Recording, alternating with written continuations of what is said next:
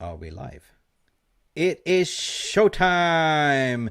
Time is ticking. What a week of football we had. It's Wednesday today, isn't it? 10 p.m. UK time. A little bit late midnight show as per usual, but we have a lot of things to cover, people. Get into the VAR room, smash a like on this video. I have my scintillating panel waiting in the background. We're talking about, hey Jarvis, how you doing? Hey Mick, how are you? Good evening, good afternoon, Norge. Good evening. How's it going? Yeah, it's going good. It's going good. Can't complain. You Weather always is say terrible up north, but terrible. beside that, it's good. You always say, where's Weghurst, right? Where's 𝒂𝒊𝒄𝒌 𝑹𝒖𝒃𝒚? Where's Nuradin? Where's Mr. Structure? I don't know. I haven't heard Up anything. yet. Hopefully we'll come up after this intro because we have a lot of things to talk about. We are talking about a little bit touch base, what's going on with the takeover, about the team news, because it's been going on a lot of things in the ether that we need to cover, including the leaked kit for 23-24. Beautiful one, right? Have you seen it, Jarvis? I have seen it. I got the pictures. And then, of course, we're going to talk about some transfer and rumbling news. And then we're finishing off with, we cannot not talk about the FA Cup final, because it is FA Cup final on Saturday. And we're going to make Pep Guardiola's bald head even shinier, because we're going to make Manchester red. We have to make Manchester red, and we have to stop them from winning a treble. And I believe we can do it. But sit back, because we have some words from our bold manager, Erik ten Hag. Hello and welcome to Mufc Realist TV. I'm a member of this channel, but you should subscribe or in this show, we're gonna look a cow in the ass. Let's go. Has the Premier League ever been more challenging? Welkom. Dit is mijn home and I want to achieve success. Okay? Is it an understatement to say, Jarvis, that he has achieved success, what he said in this intro? Yes, he have succeeded. Yes, Jarvis, I'm just going back on the interview, what we saw after the Premier League finish. And then he had that interview with Henry Winter as well. And it gave me hope. It gave me like goosebumps to say this guy is here for the long haul. He is kind of a Sir Alex Ferguson in the mini making, right? So he wants to compete. He wants to win. It gave me a confidence for the FA Cup final, and confidence that we, with the right squad and players and recruitment this summer, I think we're right up there to challenge for the title, aren't you? Yeah, I think Ten Hag knows how to inspire people. He's really passionate about Man United and managing this team. So maybe he will take us back to former glory. Let's hope so. Yeah. It is the glory days where Nuradin is now messaging me. We say you said, where is Weghurst? And I say, where is Nuradin, Mr. Structure? And he's basically on his bike as usual. And he's kind of like, I'll see you in 10 minutes. Nuradin, if you listen to this, please drive safely and don't make any accidents on the road, because you know what? As what we said, Erik ten Hag is giving us hope again. So for me, it is just like, it's been a fantastic season. We've seen it all.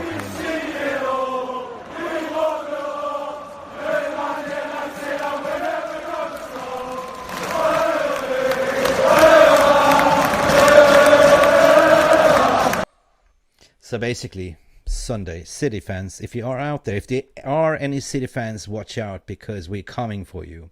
We have your number, right?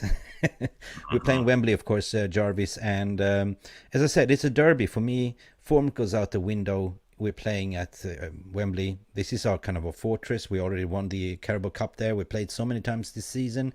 And of course, everyone's talking about your fellow countryman, Erling Haaland, who currently holds the record in Premier League's goal scoring. But you know what? It's going to be tight. It's going to be tight like a camel's ass in a sandstorm. To be honest. Yeah, Jarvis, you're right, Mick. I think it's going to be, typical. It's a FA Cup final, to be honest, right? And for me, I think it's going to be like a Carabao Cup. Yeah, it might be 0-0 and going down to extra time and then penalties. Currently now Roma is playing a Europa League. Jose Mourinho Will it be 4-spect or 3-spect? Who knows? It's 1-1, I think, until full time. So now we're into extra time. I haven't watched the game so closely, but I didn't even watch it today. It just didn't feel like meh. Right, Europa League, meh. it's We're not Europa in it. League. Who cares? Who cares? We fell Yeah. off. Who cares? We have FA Cup to think on. We Manchester United. You know what? Who cares? Listen, while we're waiting for Nuradin, let's just kick off the show. We have 79 people in the chat already chatting away. The VR room is very important, guys. It's so important because at the end of the day, we do like this. Without you, you have the power to give us red card or yellow cards, basically, if we were too foul or we are not talking sense in a way. But today, it's all about reflecting overall season, looking forward. It's a new dawn podcast in a way, you know. Out, it's like, you know, new year, just dust off the old and embrace the new, like, you know. So obviously we have a lot of rumblings in the transfer market. We had statements from Ten Hag, we had interviews with Ten Hag. We are all waiting for the announcement who's going to be the owner. Some media outlets are saying, like, you know, oh, still going to be an announcement of the preferred bidder, like, you know. And they have, as what we said in social media terms, they have no Scooby-Doo, right? Scooby-Doo. No. So we all seen we all learned something here over the course of takeover period, that media in terms of transfer news and takeover news is just pretty much, according to my opinion, Jarvis, they've been out to themselves for being just a Scooby-Doo, right? Have no idea. So in a way, like, you know, going into the transfer market, for me, it's just, you know what to believe and not to believe. But at the end of the day, what I'm saying is that, you know, take it with a pinch of salt and, you know, use your common sense and reasoning. Like, you know, don't just believe in headlines, right? Because do expect now, you know, with Manchester takeover, that we are going to be linked to every Tom, Dick and Harry. You know, all of a sudden they expect Manchester United to have money. We did a podcast the other day, which we did over the operational cost and how much money we potentially could have in the market. So we're not going to go over that, Jarvis. You know, people, you can go back to that Monday podcast as well and have a look. There's even a short clip video. But, you know, barring that, Jarvis, I think the way we finished this season, 3rd place, right? We deserve it, according to my opinion. But next year, it's going to be a total different Ten Hag team. It's gonna be, you will see. I mean, if you thought you saw Erik Ten Hag bold this season, you haven't. You haven't. No. Yeah, the problem with this season, you know, he inherited a squad from 3 to 4 different managers. So it's hard to put together a team that will function well in just one preseason. So yeah. I think we will see the best from Ten Hag next year. Hopefully he will get his signings. How many? I don't know, but I hope for at least 5 to strengthen the squad. 100%. Yeah, and maybe he will get a little bit more time to drill his team. One important key is to get the players in early, so they get the preseason with training with. But that's what he wants, Jarvis. He wants to get in all his signings prior to the tour. Predominantly, I would say 70% of them. Some is going to drag over. That's just normal practice. But you know what? A fun fact is, actually, when you think about it, if you look at last season, we didn't get on in our signings until the 2 weeks out of the close of the window. So he basically went on a pre-tour with one signing. That was Malacia. Yeah, I think we got Eriksson in early, didn't we? And Malacia. No, Eriksson came on a free later. He joined the tour later. Right, he did. Okay. But this time around, I mean, of course, he was new into the job. Like, he just started in May. He made sure that he started early as he can have an early start. But this guy has worked relentlessly since, 1 year. I don't think he even had a holiday. Rumors coming out. People that works close to Carrington all said he's always there. Like, he's the first one to arrive. It's like 6 a.m. in the morning, last one to leave, yeah? So he's so dedicated. So to watch him having that speech was big, They gave me goosebumps. Like, he addressed the players first, congratulating the players, and then he addressed the crowd, the audience, the faithfuls, to say thank you for the support. Then he had that interview with Winter, when he pretty much was pretty hard to say, like, hey, you're not safe. You know what? Even you know, even if we offer you a contract, everyone has to fight for their places. And I have my transfer list in mind, and I'm going to do everything in my power to get what I want.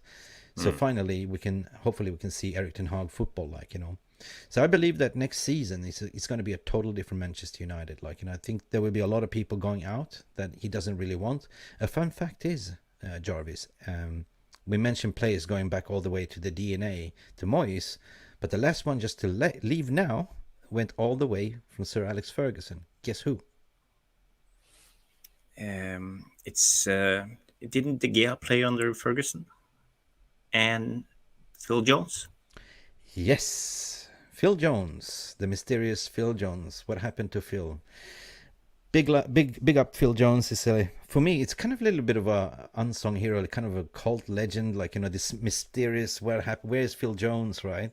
So he will always be in that mystery book. What happened to Phil Jones? It's funny, yeah, because every time we see Phil Jones at least giving it some minutes, that guy's been like playing for the shirt, like he's possessed, like like, you know what I mean? It's been funny, yeah. But anyway, opening talk, we're still waiting for Nuradin. Nuradin, bike faster, like, you know, you're in Tour de France right now, we're waiting for you. But should we just kick on without Nuradin? Should we just go to the VR room? Like, you know, we have a lot of comments here, like people that are new to this channel. If you know what the VR room, we call it the chat room, the video assistant referees. You're so important to engage with us in the comments, you know, smash a like on the video, share with your friends, but most important thing is communicate with us, have your say, you know. We are not shying away from communicating directly with you. So let's see, who do we have in the chat room, Jarvis? What's going on? Yeah, we have GBST1007. He says Ten Hag is making the meal, so let him buy the groceries. 100%. Whatever he's cooking, we're eating, even the dessert. GB, welcome. I And remember you said we have your friend Miloš. 𝒊𝒄𝒌 𝑹𝒖𝒃𝒚 Jarvis, poštovanje gospodo. He says, good evening, Mickey and Jarvis. Greetings to you, gentlemen. Poštovanje, Miloše. Thank you, Miloš. Mishko. Reggie, Ten Hag is really bad with transfers. Nah, is he bad with transfers? He only had one season. All these Ajax transfers flopped. I don't know. We need a good director of football ASAP, like Erik ten Hag with overmass at Ajax. Reggie, we will talk about this later. That's a very good point. Hold my beer on that one. We will park it. We will talk. Philip, oh mate, how are you going? Good to see you, mate. Big up to you, Phil. Eric said we need signings aiming. Sorry, I'm dyslexic. Jarvis, you got your goggles on. Read Phil's. Eric said we need signings aiming to frustration at the board, and rightly so. He knows they need to go to let the club move along. He wants it done with.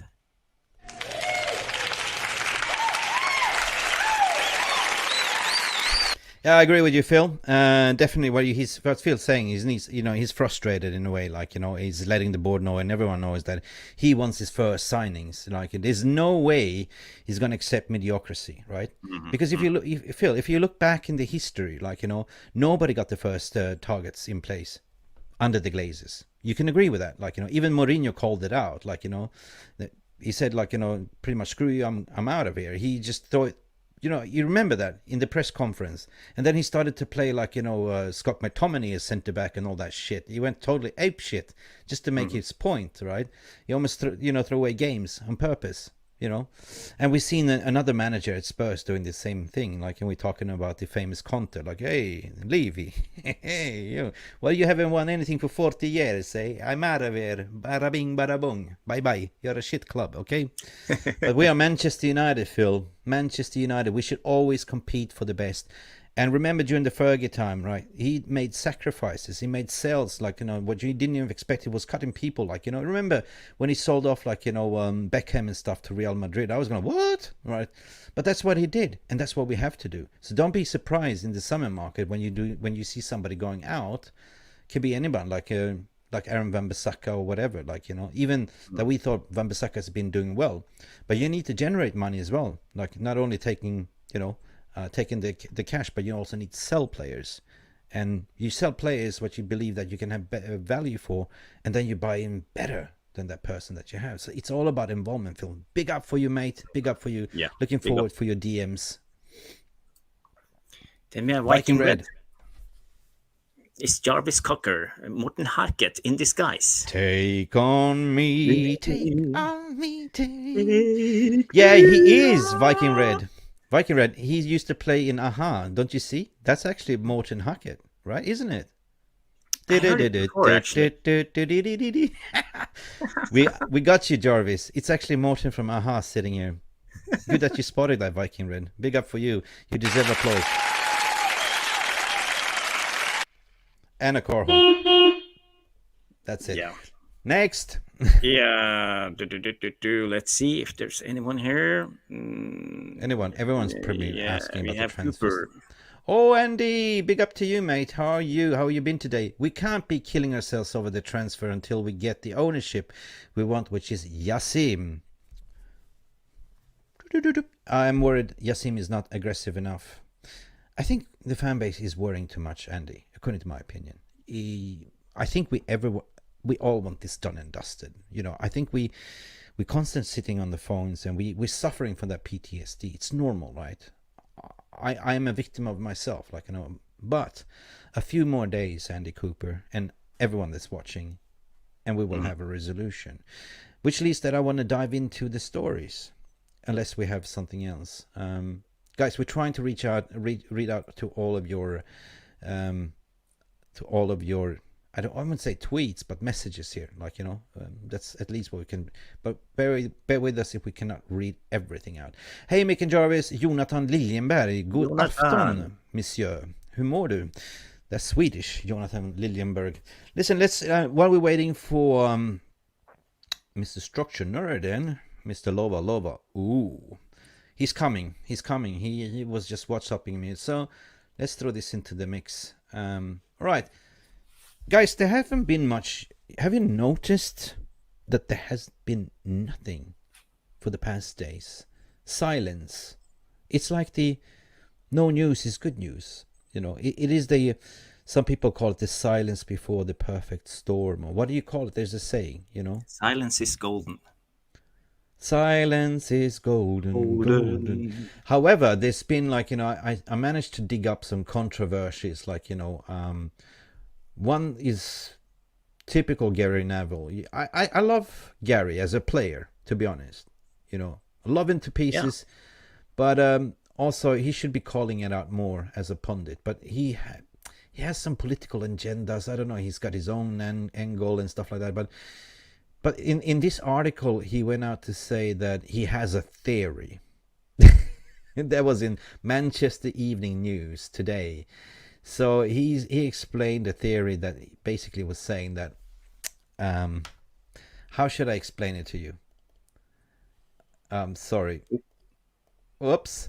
It's basically saying that he has a theory why he believes that this will not be announced until the FA Cup and stuff like that. And this is something that I've been reporting on for quite a while, like to say that it is unsensible, because I believe that everyone that's been working in investment banking and been working within finances knows that this process has been going on since November at least, right? And you know, it's usual process, but I believe that you can complete this in 3-4 months, because it's a multi-billion-dollar deal, right? Even Chelsea took 3 months, but that was in public sale. There's been the shadow bidding.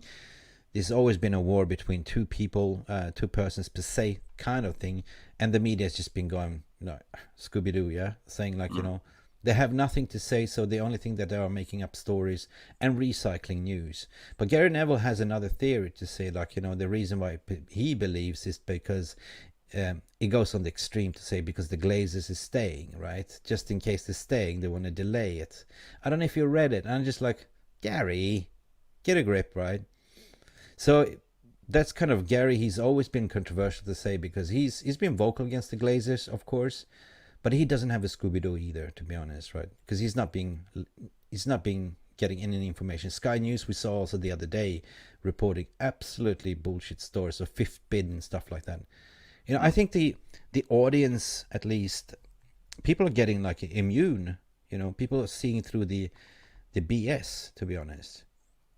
What's your thought process on that? Like, you know, Why do you think Gary Neville is going out to say, just in case, be prepared, or like, you know, this is his theory, this is his conspiracy theory, basically, to say that he believes that, you know, just they delaying it because they want to stay. No, there's not going to be any sale or whatever. That's his theory, right? It's just a word theory.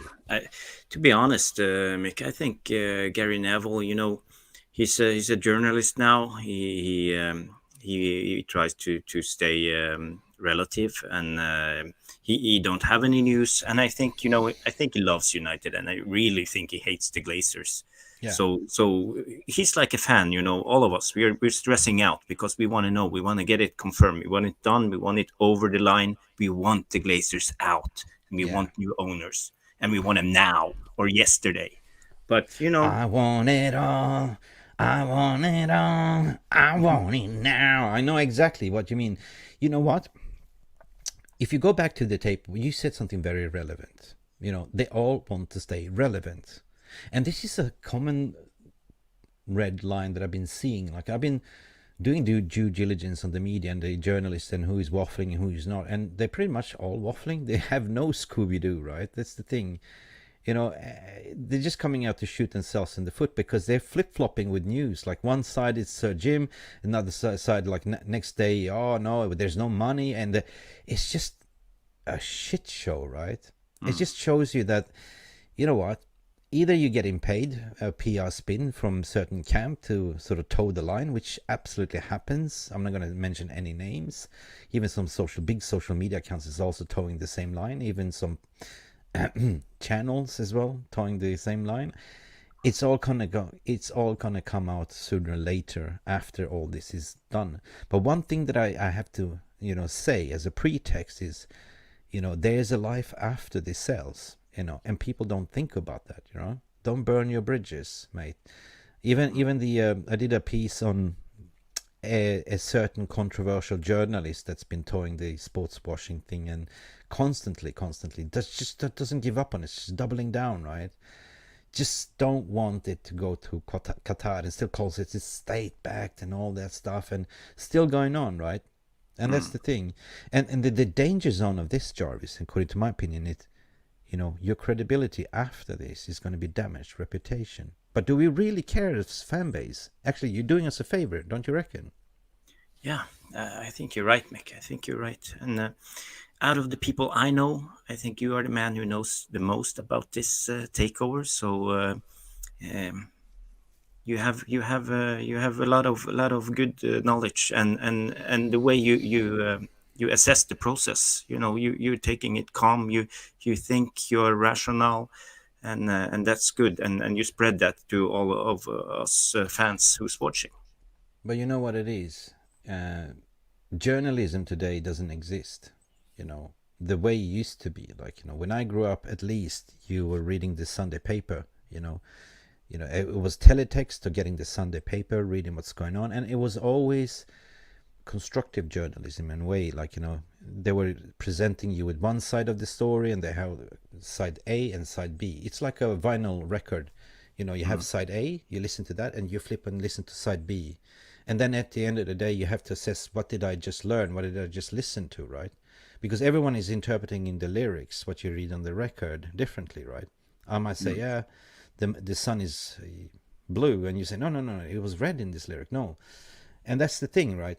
It's just, you know, headlines and nothing. Because if you go into most of these publications, they're bombarded with advertisements, just pop-ups everywhere. You have to pay for certain subscriptions, and Athletic you have to pay for to read even the articles. And one thing is crystal clear to me: the reason why some people don't want Qatar to be the new ownership is, just look at it.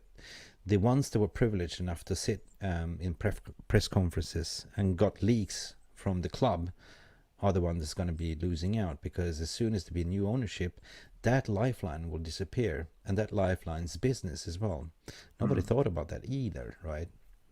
But if you also noticed, ever since Ten Hag came on board, and since Richard Arnold took over, there's no leaks. There is no leaks.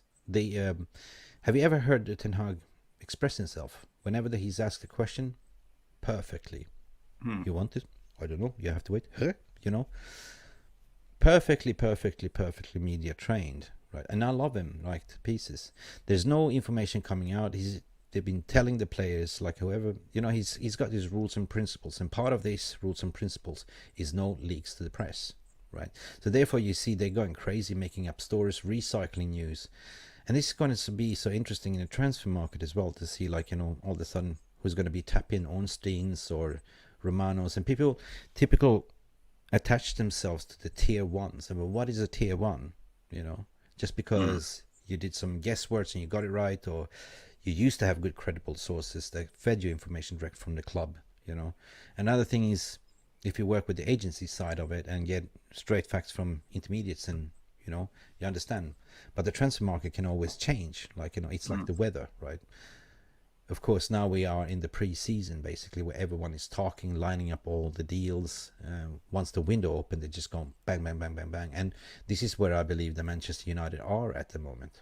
Because we did a podcast about this as well, that say, you know what, where is the money from? Even the press going, we don't have money. And that was actually bullshit, because the same publications last year, just look at it, did the same thing. They said, we only have 100 million, 80 million, maximum 120.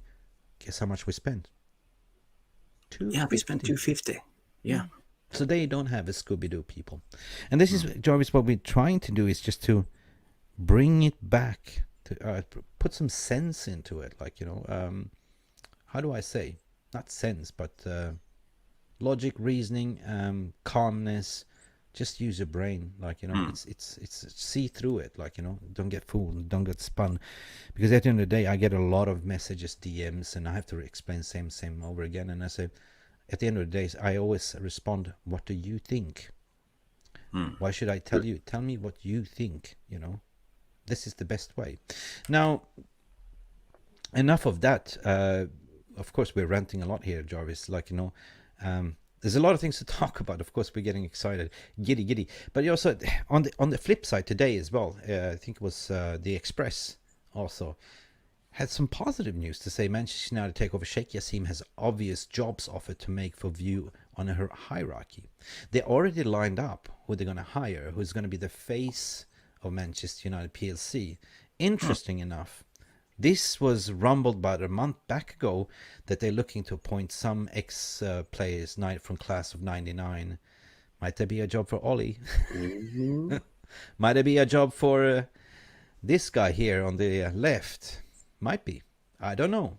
But the most interesting part is the yesterday with the Van der Sar, which I call big up for Van der Sar. You know, it hasn't been easy. It's not his fault either, you know, but just think about it. He's been like 12 years at the club. They've been constantly winning under his helm. He had that little Bermuda Triangle, which was him, Overmars, and then, of course, the brilliant coach, which is ours, you know, Ten Hag. He lost both of them, right?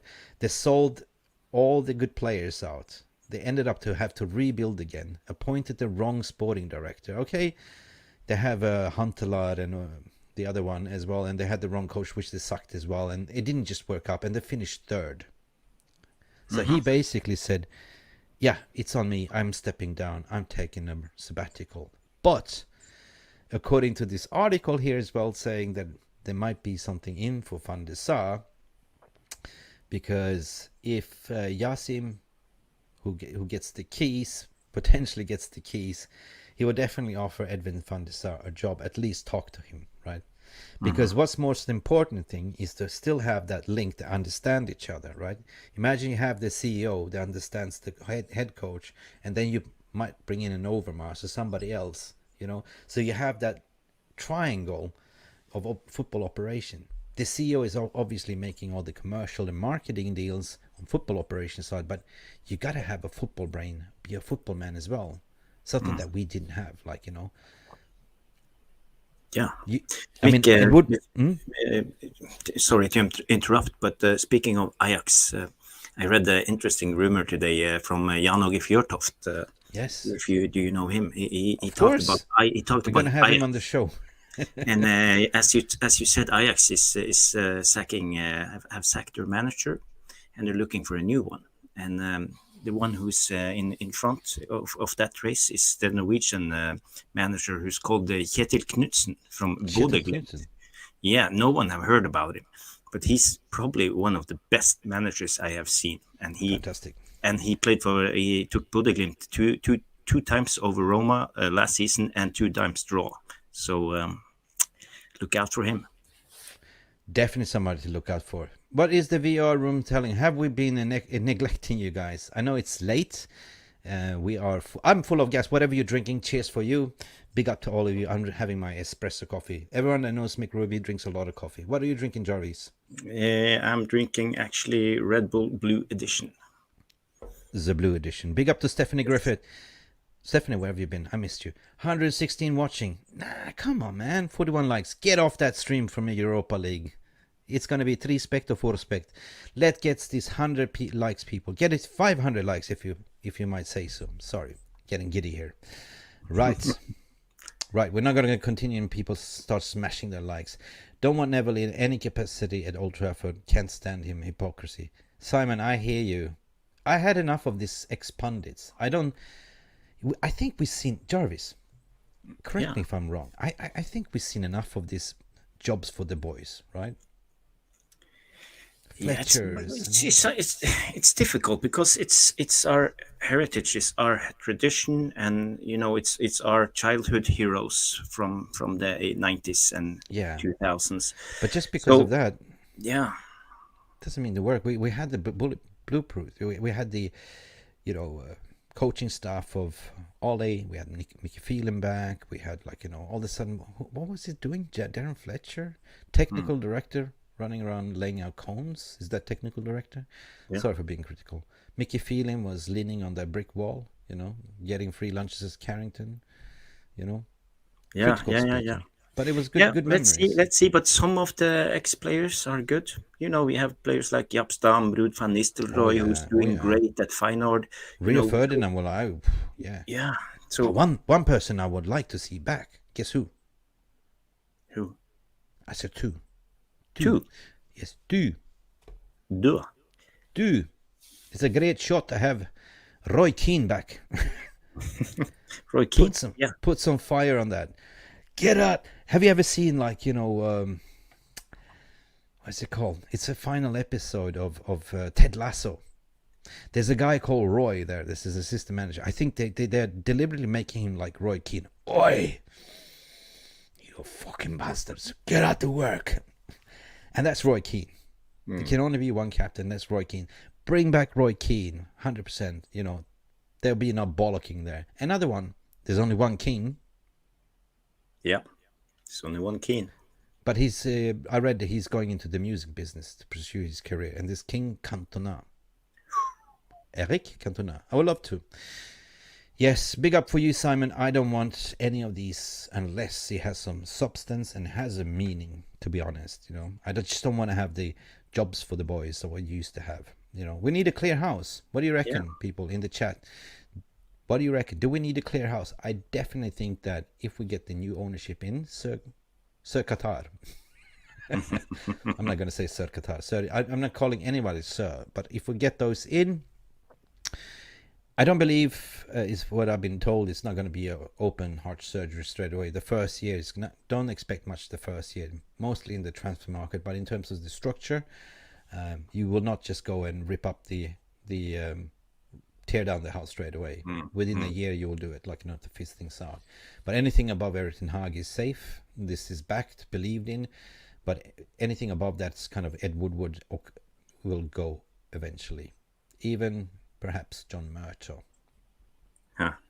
No, really not fire him, but put him back to another operational side of it, or another, the youth side of it, the way he used to be, right? So basically have the right people in the right spaces and spots. Yeah. Nuradin. We have something here from Simon again. Liverpool deal for McAllister is done. And they're moving for the next midfield target. So Liverpool are doing things. How can it be done if the transfer window is not open? Yeah, it's according to Fabrizio Romano. How? They can have a pre-agreement, but they cannot sign the papers as of yet because the transfer window is not open, unless he had a release clause, which is very seldom seen, right? I don't know if he has a release clause, but I think it's a lot of paper talk. Would we cry to if McAllister went to Scouserland? I would say big mistake of you, McAllister. Yeah. Don't go there. But at the end of the day, Jarvis, we cannot have all the players in the world, right? I believe in Erik tenhag, you know. Fatty, wow, Fatty's saying, I'm not literally like, you know, YouTube algorithm. I'm not calling you fatty. I believe that you're very skinny, right? We should we should employ Cantona for crowd management. Yeah. Are you saying, Fatty, that Cantona is a mascot? Don't worry, he will karate chop everyone down if they talk bad shit mouth people. He will just jump into the crowd and give him bollocking, mate. Honestly, honest to God. Honest to God. So, guess what? We are almost there, Jarvis. The only one that can give us bollocks here right now is Mr. Nuradin, Mr. Structure. And I can see glimpses on him. Like, you know, he's just entered the stadium. I think he went super fast on his bike. I think he pulled a hamstring on the way. And now he's giving me the big in. I can see him. Should we let him in? Is it time? People, do you want to see Nuradin? Smash a like if you want to see Nuradin, Mr. Structure. Because here we go. Where the hell did he go? Nuradin! Why is it so dark? Bring on the light. Let it be light. Mr. Nuradin is the house. He's seen it all. The legend, Nuradin. How you doing, guys? How you doing, brother? Sorry, I'm late. My friends have always said to me years ago when I was a teenager, you're going to be late for your own funeral. So it's nothing new, guys. Nothing new. If it was your funeral, at least you came back from the dead. Exactly. So we're talking on the ghost of Mr. Structure. Big up to everybody. Big up to you, mate. How are you doing? I'm good. Today was an absolute mad day. It started off really early for me. Physio on my shoulder, and then how's your shoulder? Running. So many things to do. My ADHD brain is just like this, committing to so many things. And I've just come from Matt and Fred's. If you like your jazz and blues, oh yeah, I'll send you the video. So that's where I've been. But before that, I went to see a play, and then I was like, I need to go and get something from a friend. So big up on you, mate. This thing's looking crazy, so I'm sourcing a microphone. So it's gonna be a bit surreal, but I need to just find a wire. Radio. Hey! So you got yourself a new mic? Yeah, one of these. I just need to sort out the wire. Watch out, Nuradin is gonna be like it. He's going for it. Big up on you, mate. It's a Samsung. If you're that technical. Yes. Samsung Mono Track. Fantastic. Listen, mate. I want to have your take on one thing, like, you know, I picked up an article today from the Manchester Evening Post, right, regarding Manchester Evening News. So Manchester Evening News used to be a reputable, fantastically traditional, especially writing sport. It used to be amazing newspaper. Now it's nothing more than an advertising page. It's absolute full of jargon and BS. But go ahead, just to give the context. Yeah, I'm telling you, because I want to share something with you what I kind of dug up today, mate. So basically, like, while we're waiting for you, so I took some clips to say that Gary Neville's conspiracy theory of the takeover is basically towing that everything is gonna be announced after the season, the FA Cup. But his theory is, like, you know, most likely because the Glaze is gonna stay, they're not gonna sell the club. So that is his conspiracy theory. And then on the other hand, you dig in an article that came out today from Jack in the Express, which I like to read. He's saying that already Sheikh Yassim has already lined up people, right, front face figures, you know, from the legendary club Manchester United. Even mentioned that Edwin van der Sar is potential new CEO or sporting director. So they go more on the positive side. So now you have two sides of the story. One, Gary Neville, which I like as a player. I don't often like his punditry. I think he can do more than enough. I mean, you'd have been protesting. We all been protesting.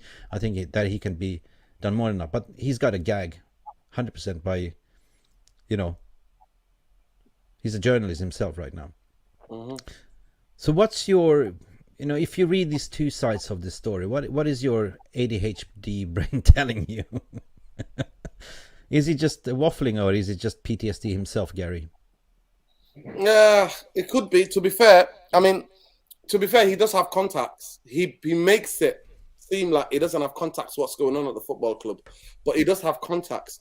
But then, to be fair, he's contradicting himself, because he basically says there's no way they can stay because of they've milked the club to death, and all things are going to come to a head. So he's been talking about it. A lot of us who follow this really closely have known about this, that this is unsustainable. Even though Woodward said it's sustainable, this was going to always be unsustainable because of the Manchester United not being successful again, and that other teams, other teams be more attractive and more successful. So Woodward said at the beginning of his tenure, he said, Liverpool have not won the league for a long time. They still make money, so we don't have to make money. And Woodward also said, Manchester United is like a mortgage, but a mortgage that makes you money. But we knew all of it was coming to a head, because year on year on year, even before lockdown, you could see the drop-off in terms of the revenues. It was dropping, because how many more taps can you advertise? How many more noodles can you advertise? Especially when you're not winning league titles. And if you look at the last 10 years, we've won. What have we won in the last 10 years? We've won 2 League Cups, right? Yeah. We've won a Europa League and an FA Cup. 4 trophies in 10 years, where Manchester United used to compete for the Champions League, was at Champions League finals, and was also at the Premier League 1 or 2, at the most 3, but in keeping it competitive. So at the end of the day, he knows he's a businessman as well. So he's a businessman, he knows about these things. So maybe somebody's tipped him and said that they don't want to go. And to me, the biggest thing is that if they wanted to go with Ratcliffe, why have they not announced it already? That's the biggest thing for me. That's what... For me, I already said my pieces on this. For me, that's just like him, his theories, conspiracy, right? At the end of the day, this sales process is over, Nuradin. It's over. Like whatever the media is writing right now, you don't see media writing anything, because they don't have a Scooby-Doo. They run out of recycled news to print. So... it is the perfect storm. What do you call it? It's the calm before the perfect storm. I personally believe, and now everyone is saying the same, that this will be announced after the FA Cup. I believe so. And it ain't going to be that, yeah, we're going to go with the preferred bidder. No, it's going to be who is actually getting the club. Yeah. Because this has been going on way, way too long. It's already been Just concluded. a bit of breaking news. Just a bit of breaking news. The last 2 minutes. I do trust James Ducker of the Telegraph. He's just breaking that Manchester United have agreed personal terms with Mason Mount. Yes, I just got that news too, 2 minutes ago on my WhatsApp. Yeah. But that means personal terms. Yeah. That doesn't mean it's agreed. No, he's not agreed, but there's personal terms. And that's significant, because then that means Manchester United only ever agree personal terms with a player if they think they can already put the feelers out about what the price is for the player. Okay, so let's do this. We have to do this.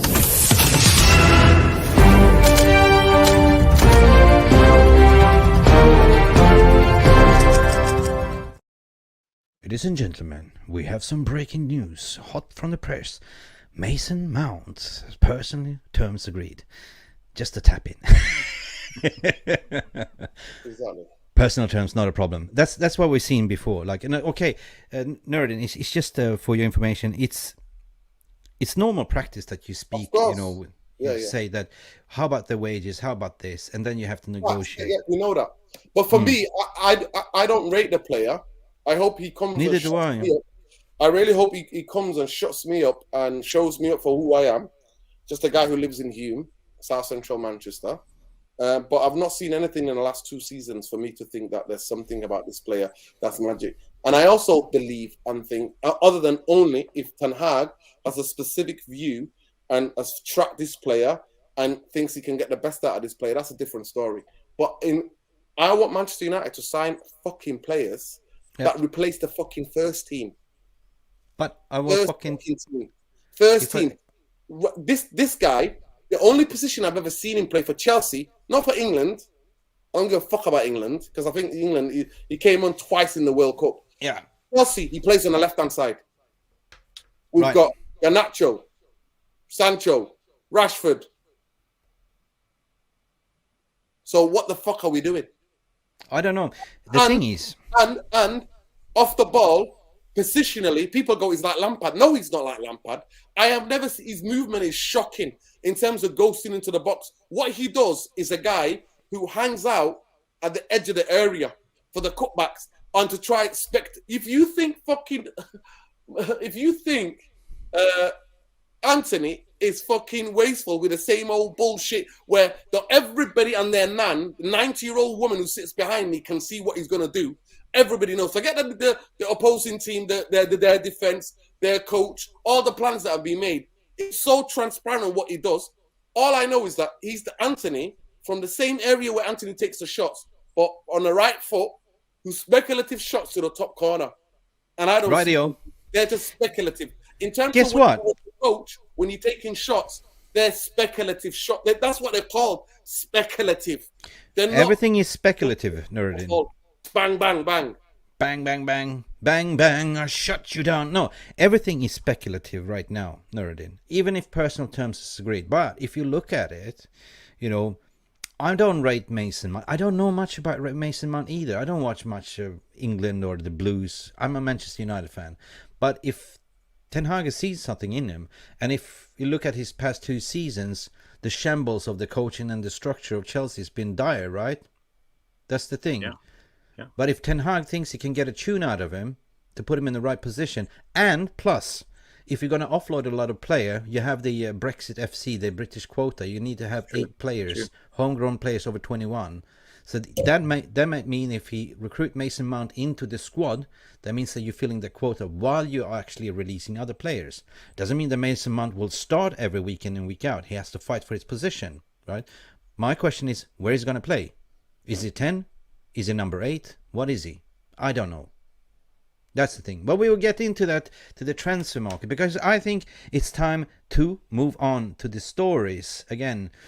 So good to see you, Nuradin. Hope you are well and prosper. Let's do this, people. Let's go into the new. And thanks for the breaking news, people. That's amazing, guys. Somebody let's just do telling this. me to chill. I'm like, no. I'm sick of fucking Manchester United buying players to replace bench players. I want Manchester fucking United to grow up like a fucking real serious football club and replace first-team players so those first-team players fight for their positions from the bench. Then you will have a healthy, balanced squad. I agree. So you fucking chill. I agree. I agree, man. I totally agree. And the way forward, and this is what we call the New Dawn podcast, because we have to look forward, Nuradin, if you missed the intro in the beginning. But I just want to go... This is like, you know, takeover. Let's put that behind and just focus on the positives. Apparently, congratulations. It was breaking news today that Diogo Dalot got his new contract today. So that tells me that Ten Hag believes in him. And we've seen the best Diogo Dalot development this season under Erik Ten Hag. I just want to go back to you guys in the VR room and Jarvis. Do you think that it was a correct decision to give him a 4-year +1 contract? Yeah, listen, you know, Dalot, he was great before the World Cup. He was the best right back in the league, in my opinion. He was excellent. After the World Cup, he was falling down on his form. I think he was overplayed because Wan-Bissaka was injured, so he had to play every minute before the World Cup, and he had a long World Cup too, so he needed rest. And after that, his form crashed, so he didn't come back to his best.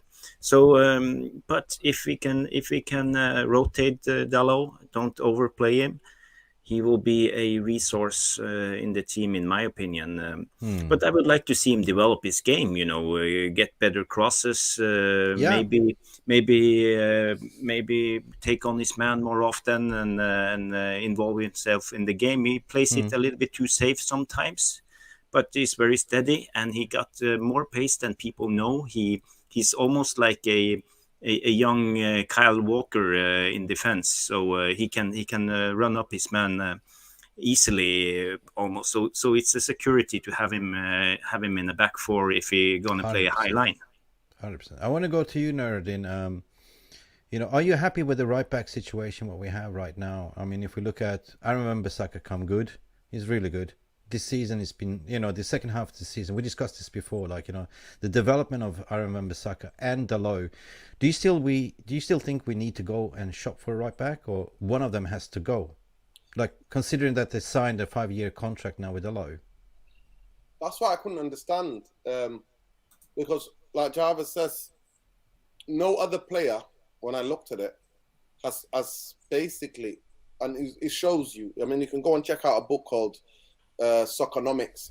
It breaks down to you about the different ways how coaches can get their ideas across, and how specifically young players, because young players have not had this kind of downloaded this way of playing onto them too many times, that they're more, what's the word? They're more easier to really get your philosophy into. No other player in the whole of the squad in the pre-season has adapted to the way that the positions that tenhag is asking him to take up than Diogo Dalot.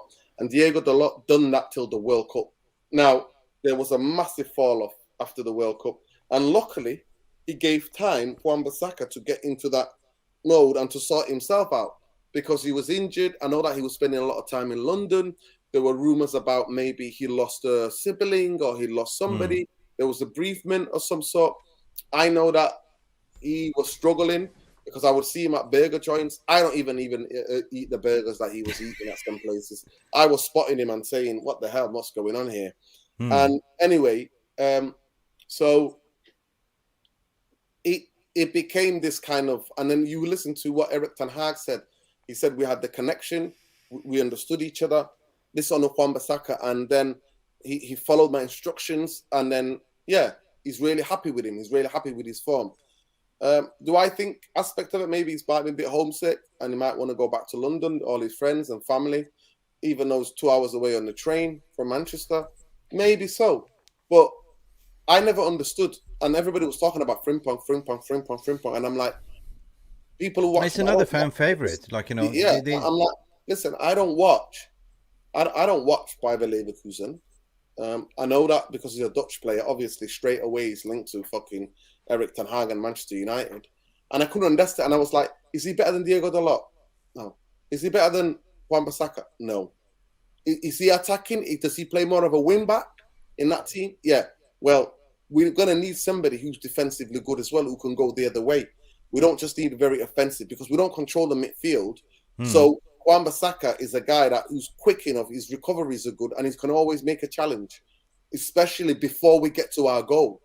So at the moment, for me, it's not a priority position. It's not been, because those two have to fight it out.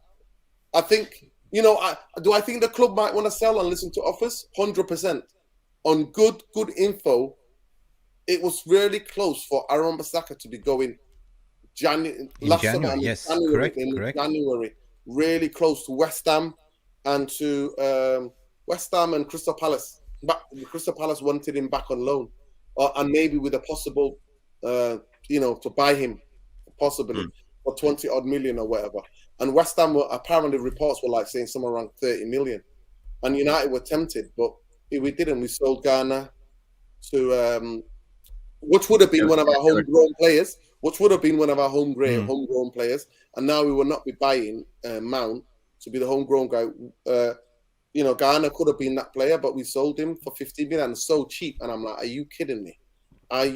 This kid, man. I watched that kid's career through the different age groups in the youth team. He was a guy that was going to make it as a professional footballer. I was surprised we sold Ghana in the first place, but okay. We have a buyback clause.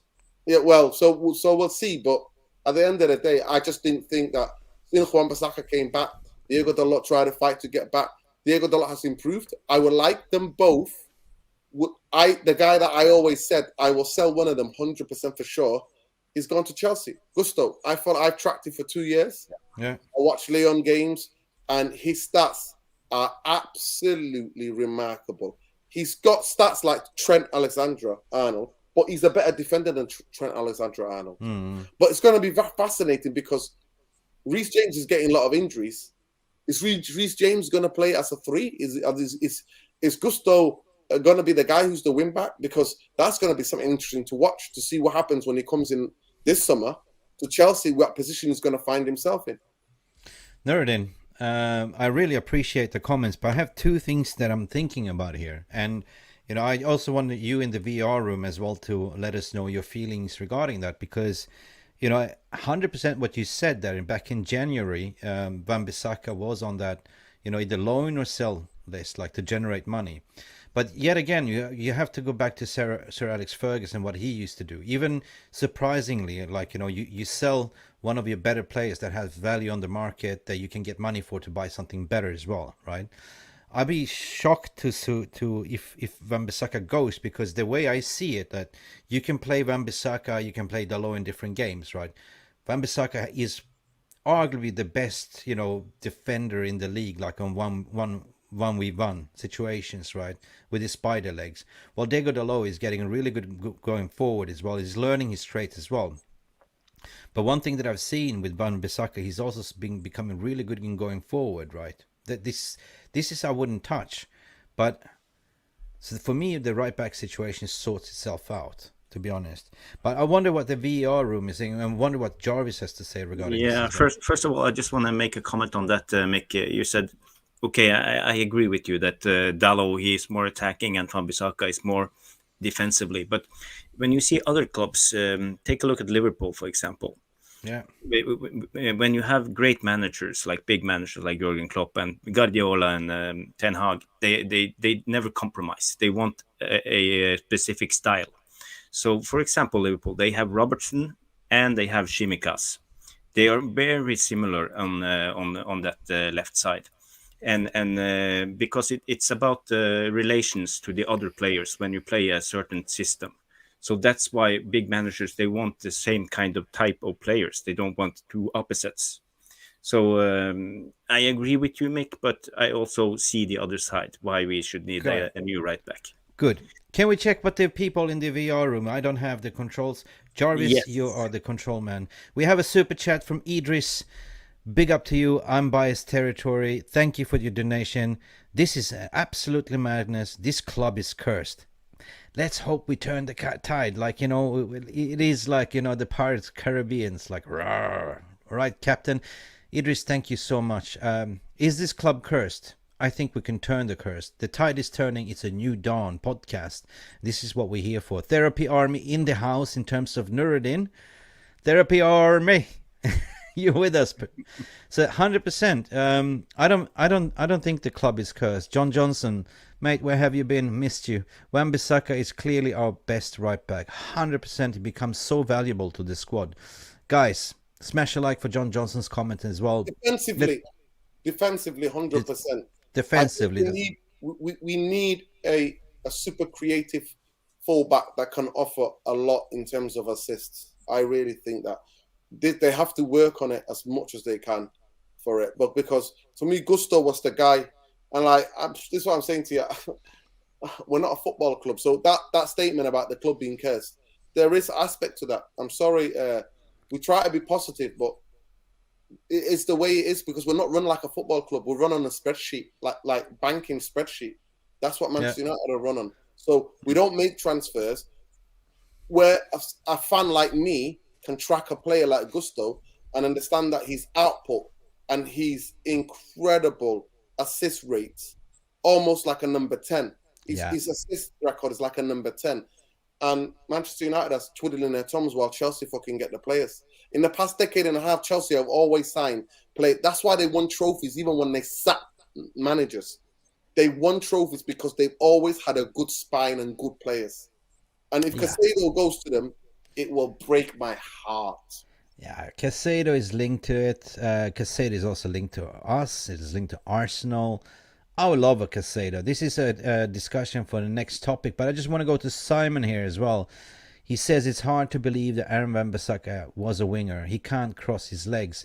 Mate, that's also one of the reasons why he doesn't work in red light district in Amsterdam, to be honest.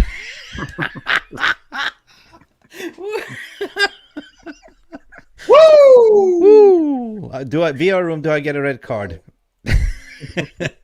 Next. Yeah. Stephanie. Sorry for that, Stephanie. I hope you don't take no offense. I do respect our community. Big up for all of you. Mick is in a good mood today. Aaron Wan-Bissaka reminds me of Paul Parker. Great defender. Yeah, Paul Parker. We will get Paul Parker on the show. That is something that I've been working on for quite a while. Paul Parker, what a... John Johnson.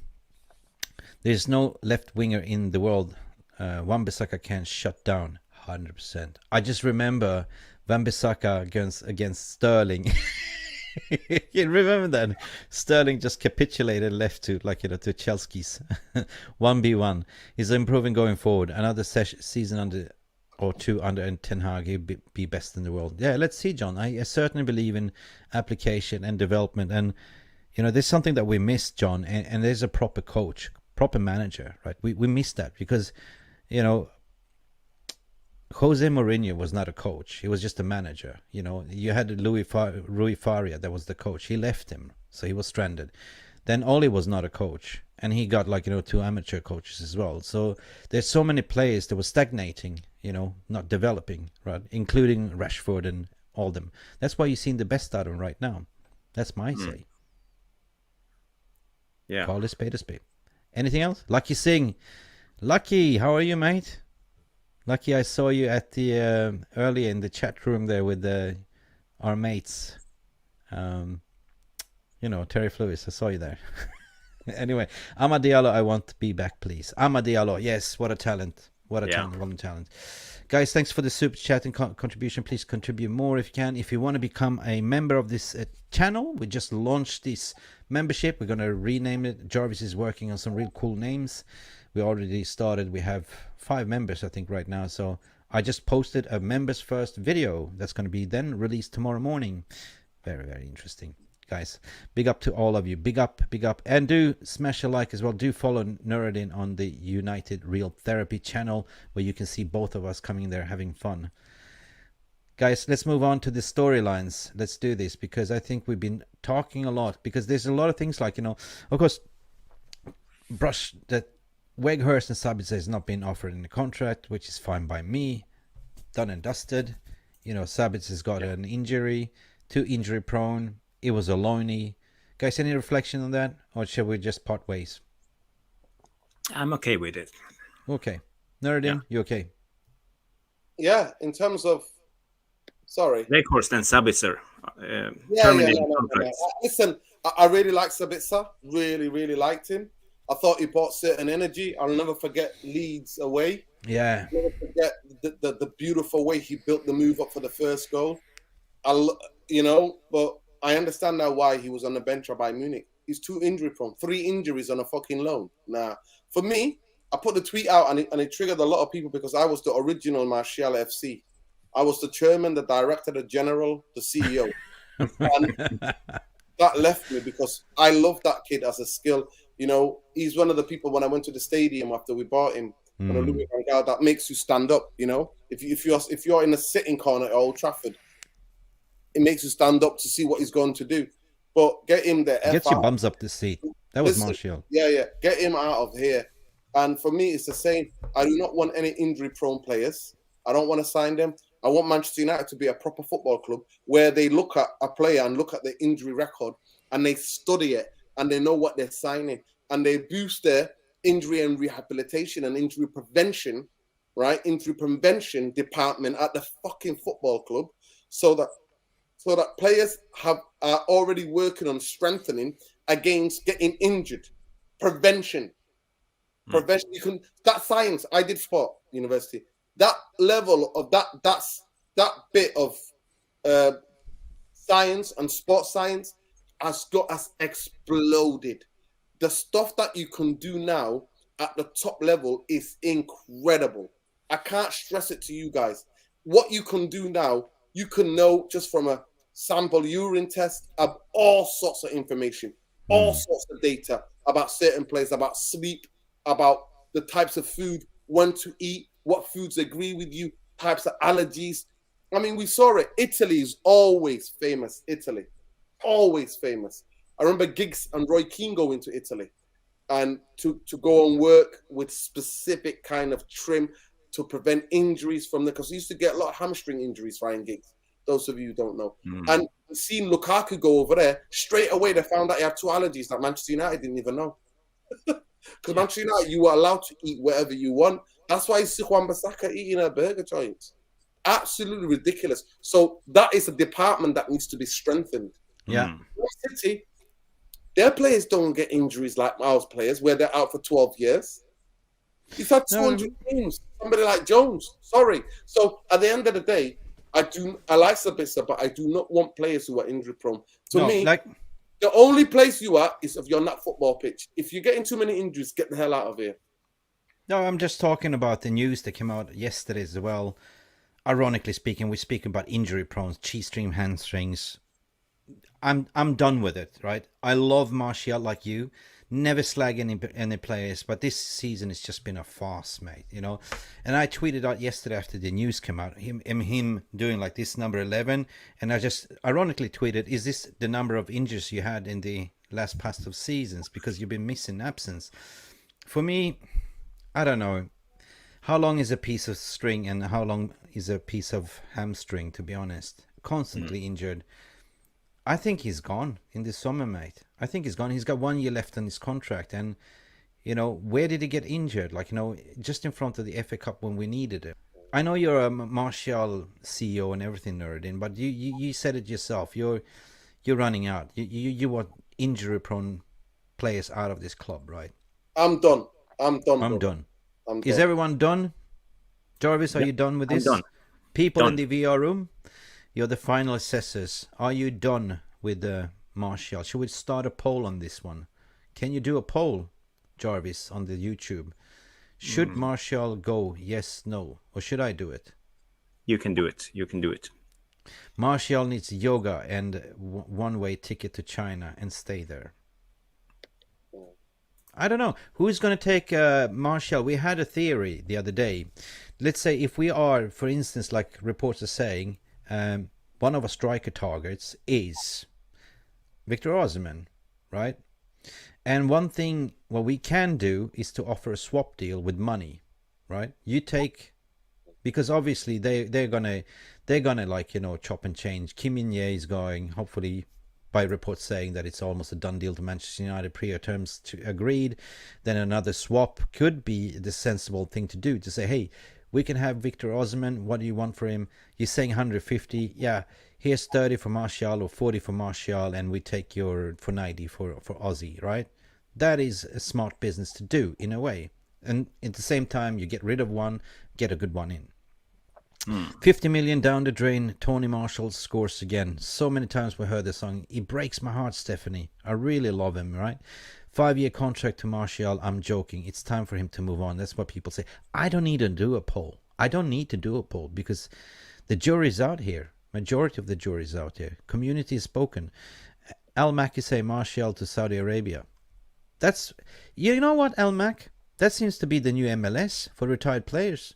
The Sandball League. You know, why not? They're offering good money, like 50 million down the drain. Tony Marshall tore his hamstring again. Simon, you're on fire, mate. Seriously, guys. Seriously.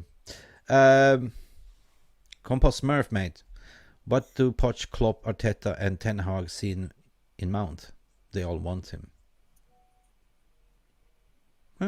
They see something, obviously. I'm not. At the end of the day, Compost, right? What we see is not what the manager see. What the manager wants, we just have to take it, right? At the end of the day, we're not the sporting manager. We're not the KPI holders of the club. We're not the one they hold the plan. We're just the consumers of the game. We just have to wait and see, right? Barman, welcome to the stream, man. Anyone with sane mind says buys Martial. Yeah. That's a good question. You know, who will buy Martial because of his injuries and his high wages? So that's what I was saying, Barman. The only way you can do a swap. Yeah, we can get him on a loan deal. Yeah, but we should be enough with this library FC as well. We've been crap on selling. We're good on buying overflated prices, but we're also so good at loaning out players for cheap. Just library FC, yeah, loan out. At the end of the day, you don't ended up selling him for nothing, right? So this time around in the summer, you know, I expect us to make good money on sales. That's the minimum, my expectations. Good money on sales, right? Don't go there on the cheap like what you see Elanga for 10 million. Are you kidding? Are you taking a piss? Right? That's the next report, guys, what I want to cover about as well. It's crazy. It's crazy. It's crazy. Because there's paper talks as well coming out today, right? Saying that Elanga 10 million, McTominay is still on an option for Newcastle. So let's move on, people. It's time to move on to the transfer kit. We will talk about that. Actually, the kit came out today on the leak. I bet everyone has seen it, right? So this is the home kit. We see, like, you know, leaked Luke Shaw posting. It's the same kind of little bit of a red sprecklish, kind of nice. But it has the black stripes instead of the white. It's beautiful. Nuradin, have you seen it? No. You know what? I will share you the link.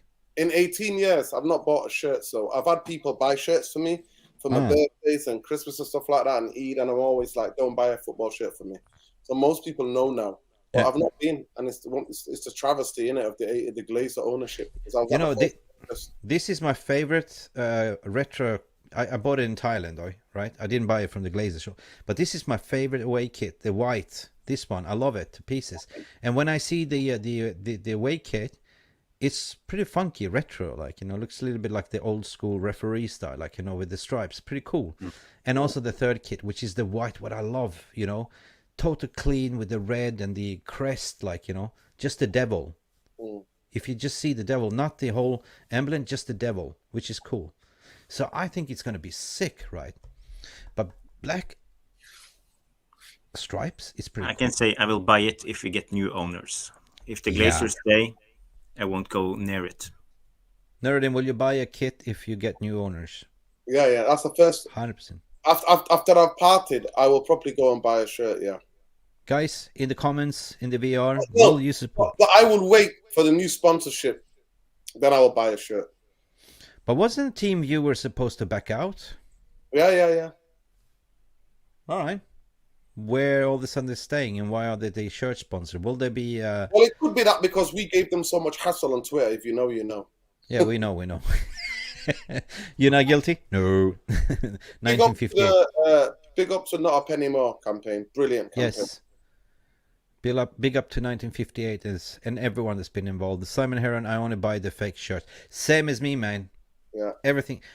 I'm not fake. Just because this is fake doesn't mean shit. Because at the end of the day, you want to wear the clothes that you represent. Like, you know, even if it's original fake, I don't care. You know, I bought this in Thailand. Big up. I bought a lot of shit in Thailand, including this cap. I'm not giving them a penny over 15 years. Same here, mate. You know, I'm ready to spend again. Yes. Big up Thailand. Big up. Big United fans in Thailand. Yeah. 100%, man. Jimmy Wayne, facts. I will buy shirts if the bastards leave. 100%. We all will start spending. Oh, I'm gonna record it. Hopefully, I'm gonna record it. Me walking into the shop. Yeah, mega store.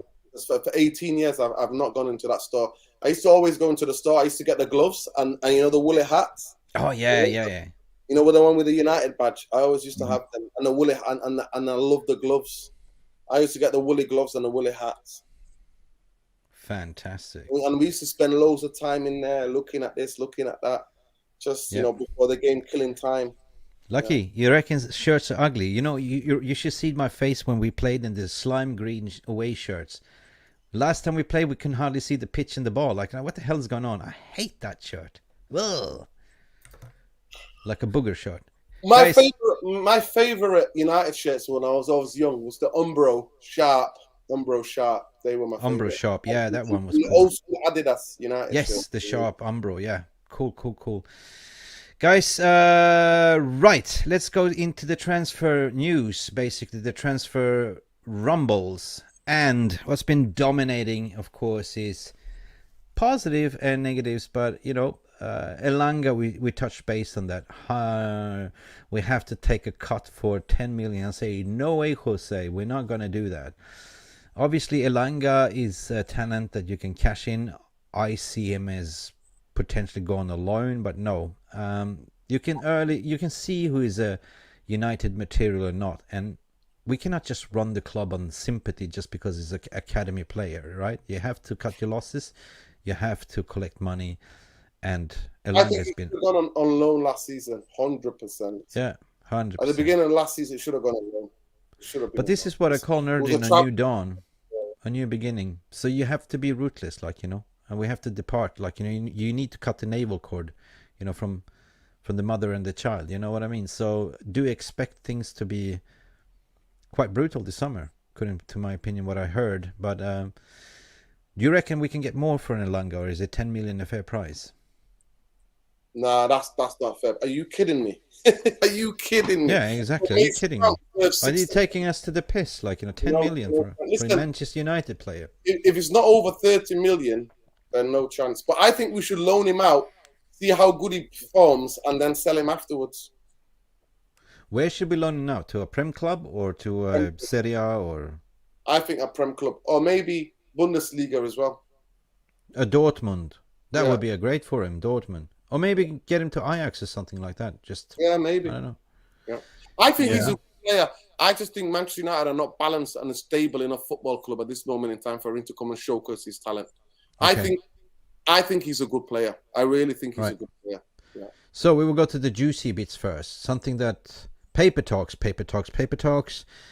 I don't know.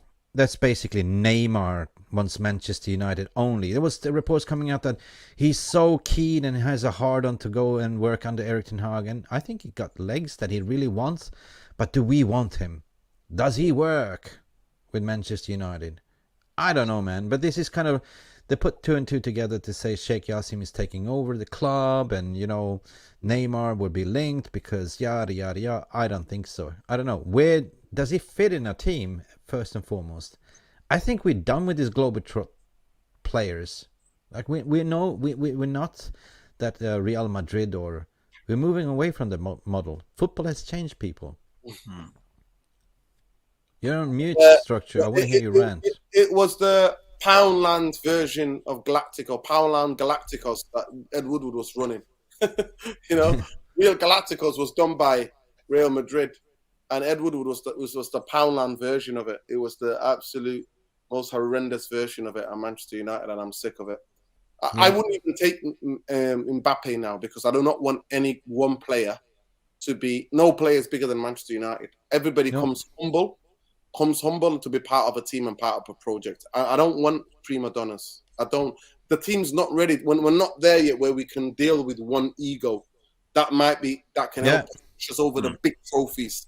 We're not there yet. We're still... No. I absolutely agree with you. And the thing is, what I wanted to say is basically Erik ten Hag's model is that we play as a team. We defend as a team. We attack as a team.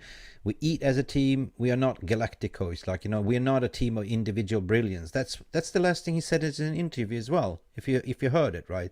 So I don't think he wants it. What do you think, Jarvis? Is that just paper talks, or Neymar to Manchester United? Neymar? Would it work? Yeah. No. Forget it. Forget about it. Forget about it. Hey, forget no about Neymar. it. We don't want Neymar.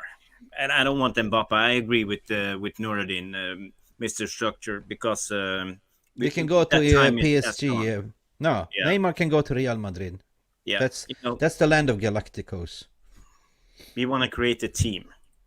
That's it. People, smash a like in the comments. Let us know. We have over 400 comments in the comments. Oh my god. Any super chats coming in, Jarvis, that we have missed or haven't missed? I have no idea. I'm just stuck here running and producing. Listen, enough. Okay, enough of Neymar. Bury it. We don't want you closer. But if it does emerge in the summer, I don't know, man. It's just, I think it's paper talk. Okay. 𝒂𝒏 𝑹𝒖𝒃𝒚, it doesn't go away. Newcastle apparently wants him for 35 million or 45. Thoughts and opinions, people? For me, big yes.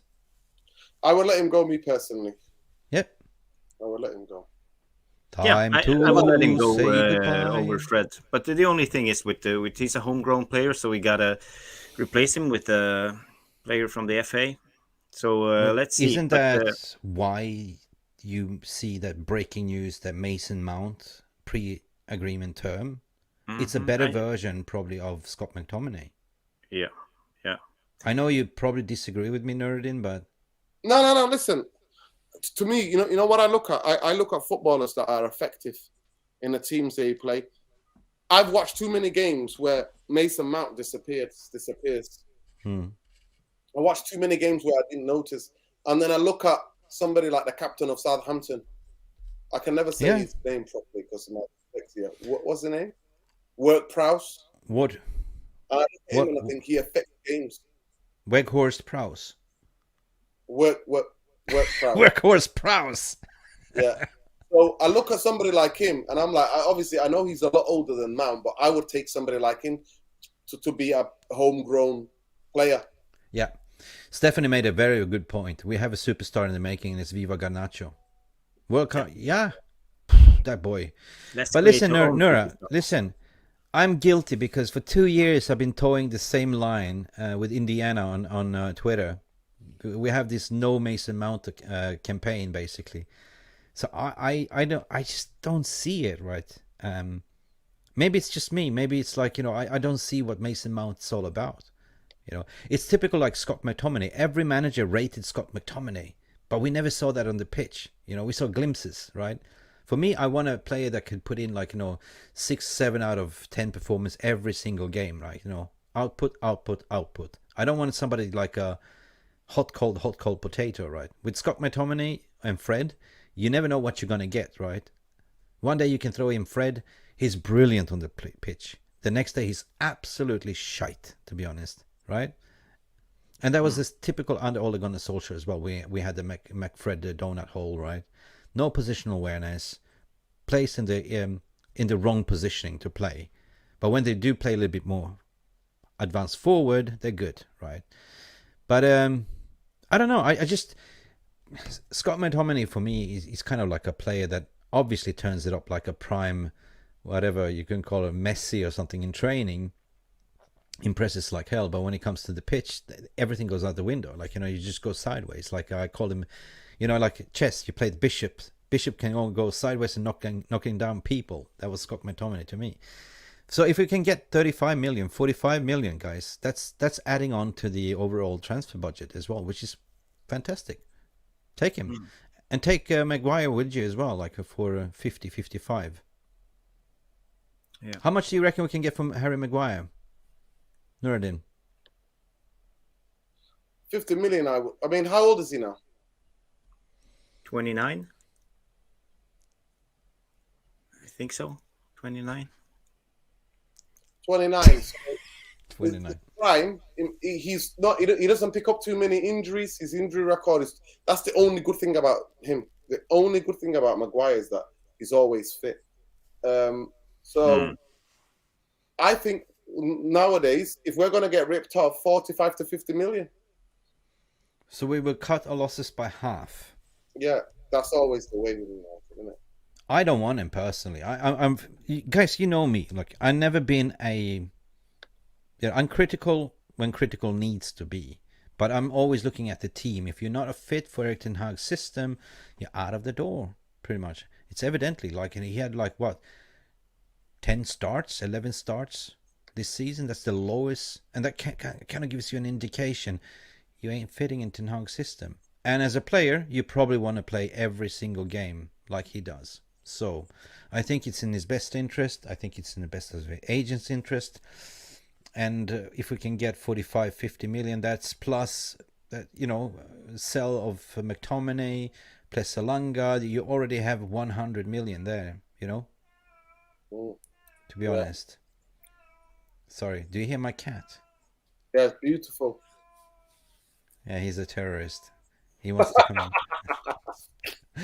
in. He's like 30 million. Oh, no, dude, this guy comes and jumps on my window.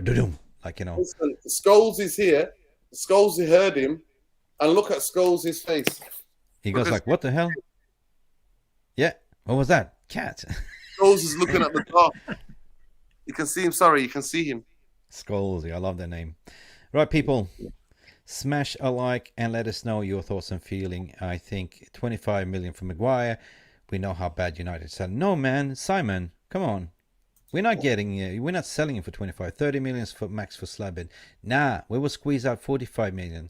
Maguire, Hoci, Inter, Milan, Juventus, Roma. Yes, Milos, you mentioned a very good point. Maguire wants Inter Milan, Juventus, and Roma.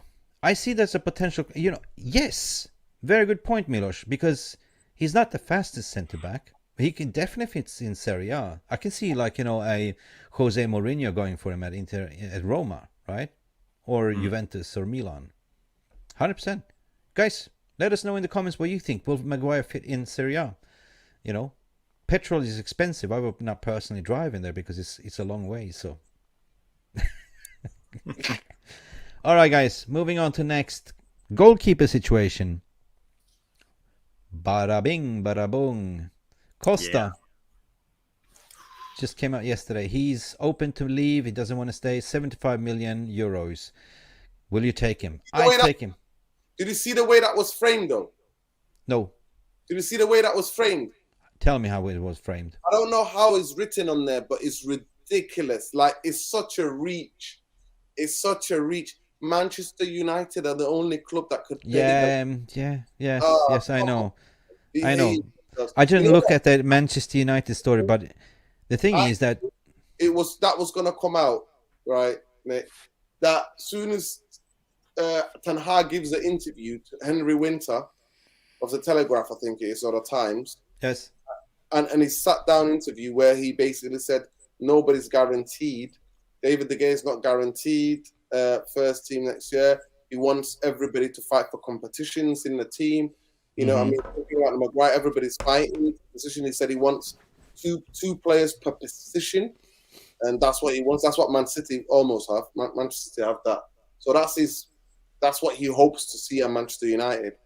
I knew we were going to link to a goalkeeper. So Diego Costa comes out, and I posted it on Twitter. And honestly, let me just read you out what it said. Like, it was the biggest clickbait thing I've ever seen in my life. So I'm going to be doing that podcast, exposing the clickbaiters. That's what we call it. Expose the clickbaiters. Too many clickbaiters using Manchester United. So Jarvis is getting ready. Like, listen, this is what he reads. He reads, Diego Costa should head to the Premier League, right? Diego Costa should head to the Premier League. He is inspired by Man UFC, who admit to pay his 75 million release clause, euro. He has played his last game for Paul. No, would Man UFC, who admit to paying, when did Manchester United admit to paying his release clause? Like, it's the most worded thing. He's desired. So he says, Diego Costa should head to the Premier League, right? I get that. Should, yeah. Right? That's an advice. Like, he's advising he should head to the Premier League. Yeah. But and then he says, he is desired by Man UFC, yes. And then he says, admit, this is the bit, to paying his 75 million euros release. Okay, we break it down from a wording perspective. Okay, he's suggesting that he should look at Premier League, and then he say that is desired that he's scouted by Manchester United, but Manchester United admits that we have paid his release clause. What the hell is this for reporting? Doesn't make sense. Waffles. It's one of the worst. Obviously, some aspect of it is lost in translation. And then if you click on the guy has got a following, and then I'm just like, what the hell is going on here? Like, too much waffles there. Like, what the hell is going on here? But that tweet, I'm just like, it does not make effing sense to me. It's almost like you were paid by his agent to let it be known that this guy is going to leave. So what do you do when you link him to Manchester United because of our fan base? You know that tweet is going to go far and wide. It's going to be translated to 100 different languages, and that's what's going to happen. What we call tweets. Nuradin, do you remember when Bruno was linked to Man United? Yeah. The first summer. It was all those rumors, reports from, especially from the Portuguese media. Yeah. They were always like saying, right, high price all the time. And but in anyway, the end, Anyway, why do we call tweets like this? I think I call them cuckoo tweets. That doesn't make sense. Yeah. So the biggest thing for me, honestly, I don't know if you remember as well. Some people in the chat might remember. Yeah, people in the chat. Kane. We were getting Kane every summer. Play for Benfica. Kane. We were getting him. There's two players. It's Wesley Sneijder and Kane. We're getting them. We're getting those. We never signed those people. Every effing summer there was a report. Every newspaper was carrying something because to clickbait the fans. Yeah. And you know that tweet. So what happens for people, just to give an insight, and Mick Ruby might agree or disagree, but my friend who's an agent, this is what I was told. Journalists and agents sometimes Correct. Yes. And what would happen is put this tweet out, link this player to Manchester United for me, so that other clubs can go, woo, that player is available. We've made inquiries about that player. It's also used at that time to also to negotiate a new contract with the current club. Yep. Putting the news out there. And welcome to the world of dirty football. That's what happens. Seriously, like absolutely true. It doesn't cost anything. It benefits from the journal as well and the publication, because they get free insider stories. They can publicate, and at the same time, from agency side, you get publicity to also put pressure on others that your player is interested in this club and that kind of increases the value. That is a common tactic to be used. Confirmed, Nuradin. Yeah. So exactly. So these are the different things when I try to explain to people, and people then go to me, "You're negative. You're negative." I'm like, I'm negative. But try to explain how the shit works. Yeah, it's ain't FIFA football, like people in the VR room. We will do a podcast regarding that, how the transfer marketing. I will bring in my colleagues from the industry, my good friend as well, and we will. If you let us know what kind of structure do you want, anything from contract negotiations to legal terms and media rights and everything we can discuss. Just let us know, right? I'm ready to hit the run, but it's going to be a busy summer as well for myself. Nuradin, big up for all of you. So yeah, Costa, goalkeeper. For me personally, sort the other positions out first. Striker, midfielder, then. Honestly, I genuinely do think we need to work on the spine. So I disagree with you. I genuinely do think we need to set the new trend for the next 10 years. We don't have to worry about a goalkeeper. Yeah. I would sign him, me personally, get the price down like Jarvis says, the price, and maybe pay it installments or pay it whatever way, but get him, because I'm sorry, but David De Gea for me has been too much. I need a dominant, tall, domineering goalkeeper. I need that. I don't want to worry about every free kick and every corner. I don't want to have a heart attack because David shitbag De Gea is standing on his line and he refused to come out and punch. I just go by the latest interview from Tenhag, and even if he gives De Gea a contract, there's no guarantee. He's got a plan. Even if he brings in Costa in, right? That's good, because De Gea has to fight for his position. He hasn't had any competition whatsoever. Tom Heaton, you're kidding me. Butland, you're kidding me, right? The closest competition he had, we mistreated him like shit. And you know who he was. 100%. 100%. You know who I'm talking about. Yeah, we mistreated him like fuck. He was the best number 2, even number 1. Yeah. For me, I just think if Diego Costa is the guy, and Manchester United have scouted him, I know that they've had scouts watching him, and if the scouting is good, he's young. He's good. We saw it at the World Cup. He nearly made a very costly mistake. The player missed. You know what I mean? He didn't look behind him. You remember against Ghana, Portugal versus Ghana, what happened? But for me, I look at him, I think he's not a guy who wants to sit on his thing. He wants to come out and punch. He wants to come out, and he's passing. I've seen some of his passing, right, Mick? It hits like a direct ball over the centre half to a winger's feet, like a diagonal. You know, like a diagonal. Yeah. Costa, for me, he's a perfect goalkeeper. Like, he's got it all. He's a shot stopper. He's good on his feet. Good distribution. Young, up and coming. Yeah, for me, sign him up. But what I wanted to say, like, for me, astute business is to look at the most critical positions first. Get them in first, right? Goalkeeper will come later in this transfer market season. That's what I'm saying. Get your striker first. Get your midfield. Sort that spine up. And if there's money over in the kitty, use it for the goalkeeper. No, listen, 100%. Sorry, I didn't let you finish. But the point what I'm trying to make is that I want, to me, the way you build the league-winning, title-challenging team is have the spine. Your goalkeeper, dominant centre-half, and one big centre midfield player, and a striker. The rest of the things you can bring it in, you can change in. But the spine, for me, Manchester United have only one the big trophies or challenge for the big trophies where you have an absolutely strong spine. Where Jarvis? each of those, that goalkeeper has to be world-class level, centre half, world-class level, dominant centre midfield player, and a striker that puts it in the back of the net. Yeah, 100%. Jarvis, you before we move on, and you have any say, like, you know, do you agree, like, you know, to get the Costa for 75 million if available? Would you just prioritize what I said, like, you know, first sort out your striker position, what you need, midfield, and then look at the goalkeeper?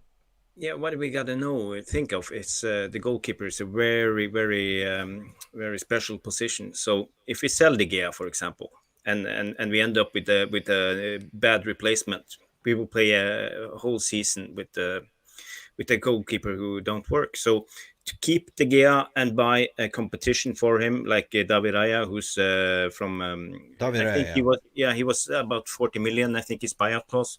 So maybe something in that range, but I think 75 is too much to spend on a goalkeeper, because we have other positions that need to be I like David Raya. prioritized. There's the two keepers I like, David Raya and Costa. 100%. Can I tell you what it is in pounds? I've just looked at it.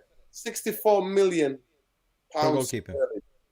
I would do it, you know. I would genuinely do it, because I think Diogo Costa is a once in a talent generation. I think the VR room is going mad right now when we're talking about this. Everyone, get him in, sign him in. You know, it's been the topic of the season, goalkeeper. Yeah. So for me, I'm not going to lie to you, for 64 million pounds, I think I would. I don't rate David Raya. Is that the Bournemouth, Brentford goalkeeper? Yeah. I don't think it's anything special. Neither is Costa for me. 100% Neither Costa. is the Brighton goalkeeper. The two goalkeepers that I've been, actually three goalkeepers that I've been quite impressed with. It's Costa, Manios, AC Milan, and what's the name? Is Unana? Unana, what's your name? Unana. Those three goalkeepers look for me.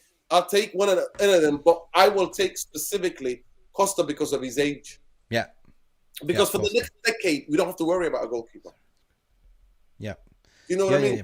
You know what I mean? I don't have to worry about the next decade. That position is sorted. Right. Cool. People in the VR room, you're absolutely beautiful today. You're absolutely going mental. I'm sorry if I don't have time to read out all your messages. If there's any super chats, I don't see him. Miss Jarvis is in control. Yeah. He's the head referee of the VR room today. Assistant referee is off today. He's just talking, producing, right? 100% Costa in, says Jamie Wayne. Hi guys, new subscriber here. Big up Chris Jackson. I love your Peaky Blinder, mate. That's amazing hat. Hey, new subscriber here. Great show. It's Mount News True. Yes, it's got, if it comes for Telegraph Ducker, Disco Ducker, means that it doesn't mean that it's done deal. It's mean that that it's personal terms just agreed, like, you know, with the agent side, and to say, hey, how much in salaries and stuff like that, and the rest, you know, it's common practice that, you know, you have personal terms agreed with multiple clubs, and then at the end of the day, if it has legs or not, we'll see, Chris. But big up for you and welcome to the channel. Griffith, there can only be one Stephanie Griffith, the lovely Stephanie Griffith. Only 76 likes, just 24 needed to hit the guys, it's free. We don't take dividends like the Glazers, guys. Come on, don't break your fingernail. Seriously, it's free. You know, the positive thing, if you hit that like, you will burn an extra calorie too if you're on diet, if you know what I mean. If you want to lose weight, it works. Just now, do it now, like this. Joke. Costa for me all day. Mo, big up to you. I know, Mo, just a question. Have we met before? I know your face. I don't know. Did you used to live in Dubai, my friend? Just a question. Let me know. Simone Heron. Face the hair out. Yes, but the man is a legend. Yes, he is. But still, Simon, just because he won the Golden Globe, I'm De Gea's biggest fan. Swear to God. Look, I've never thought we need to replace him, but the football has changed. Do we need a goalkeeper that's playing centre back? I don't know. What's the purpose of a goalie? Stop the ball. De Gea is the best in the business of stopping the ball going in. But if we get a solid defense, like a Kim Min-jae, together playing with the Martinez, Varane, solid defense, you should not pass. You know what I mean? We will see. Miloš Mitic. Kad bi bio Dogio Costa došao yes, Miloš is saying, if I'm reading out, like, and if Diego Costa comes, you have a young keeper that could at least stay here for another 10 years. You know what? A prime age for a goalkeeper is past 30. That's the thing. And De Gea is in his prime. Even if De Gea stays and signs a new contract, rest assured he has a preseason to work on his distribution, his weakness. You know, he doesn't have to work on his shot stopping. That's world class. But he can work on his ball distribution, right? And we've seen like since Ten Hag came in, he's improved. But still, guys, we have to move on. Brilliant. We have more the men head story to cover as well, which I believe will be okay. What we do, we covered Elanga, we covered Costa, we covered everything. We only have one thing left, and that's apparently the number one striker target, which is Adi Kane. Adi Cocaine, yeah. Captain Cocaine. Sorry. YouTube algorithm, please forgive me, Warroom. We don't use this substance on this channel. We just make jokes. But it's absolutely shambles, fellas. It's absolutely shambles to say that Harry Kane has the power to run down his contract, and Daniel Levy, Mr. Levy, don't want to let him go for any rival Premier League club. Rivals, Nick. We're not their rivals. Manchester United and Spurs have never been rivals. But buddy, it's like, you remember when you were a child, right? You were playing with other children in the playground, and they all had, and there's particularly one child with all the fancy toys and the latest, you know, Caterpillar scoop machine in the sand, and you know, you were the kid that's like, can I borrow? And you say, yeah. You'd rather, like, you know, play that all the kids have left and just to keep all the toys, right? That's Daniel Levy for me. So I don't know what is his problem, for fuck's sake. And his brother, his agent, they stitched him up for 6 years, right? Daniel Levy would rather see him, like, you know, signing up. He's desperate for him to go to Real Madrid or Bayern Munich, any other club than Chelsea or Manchester United. But knock knock, Chelsea, Pochettino is coming. Who does Pochettino like?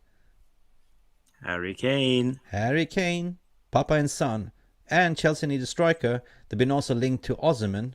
But if Harry Kane is in the market, you know, Todd Bowley, we know what Todd Bowley is all about. He's going to splash the cash.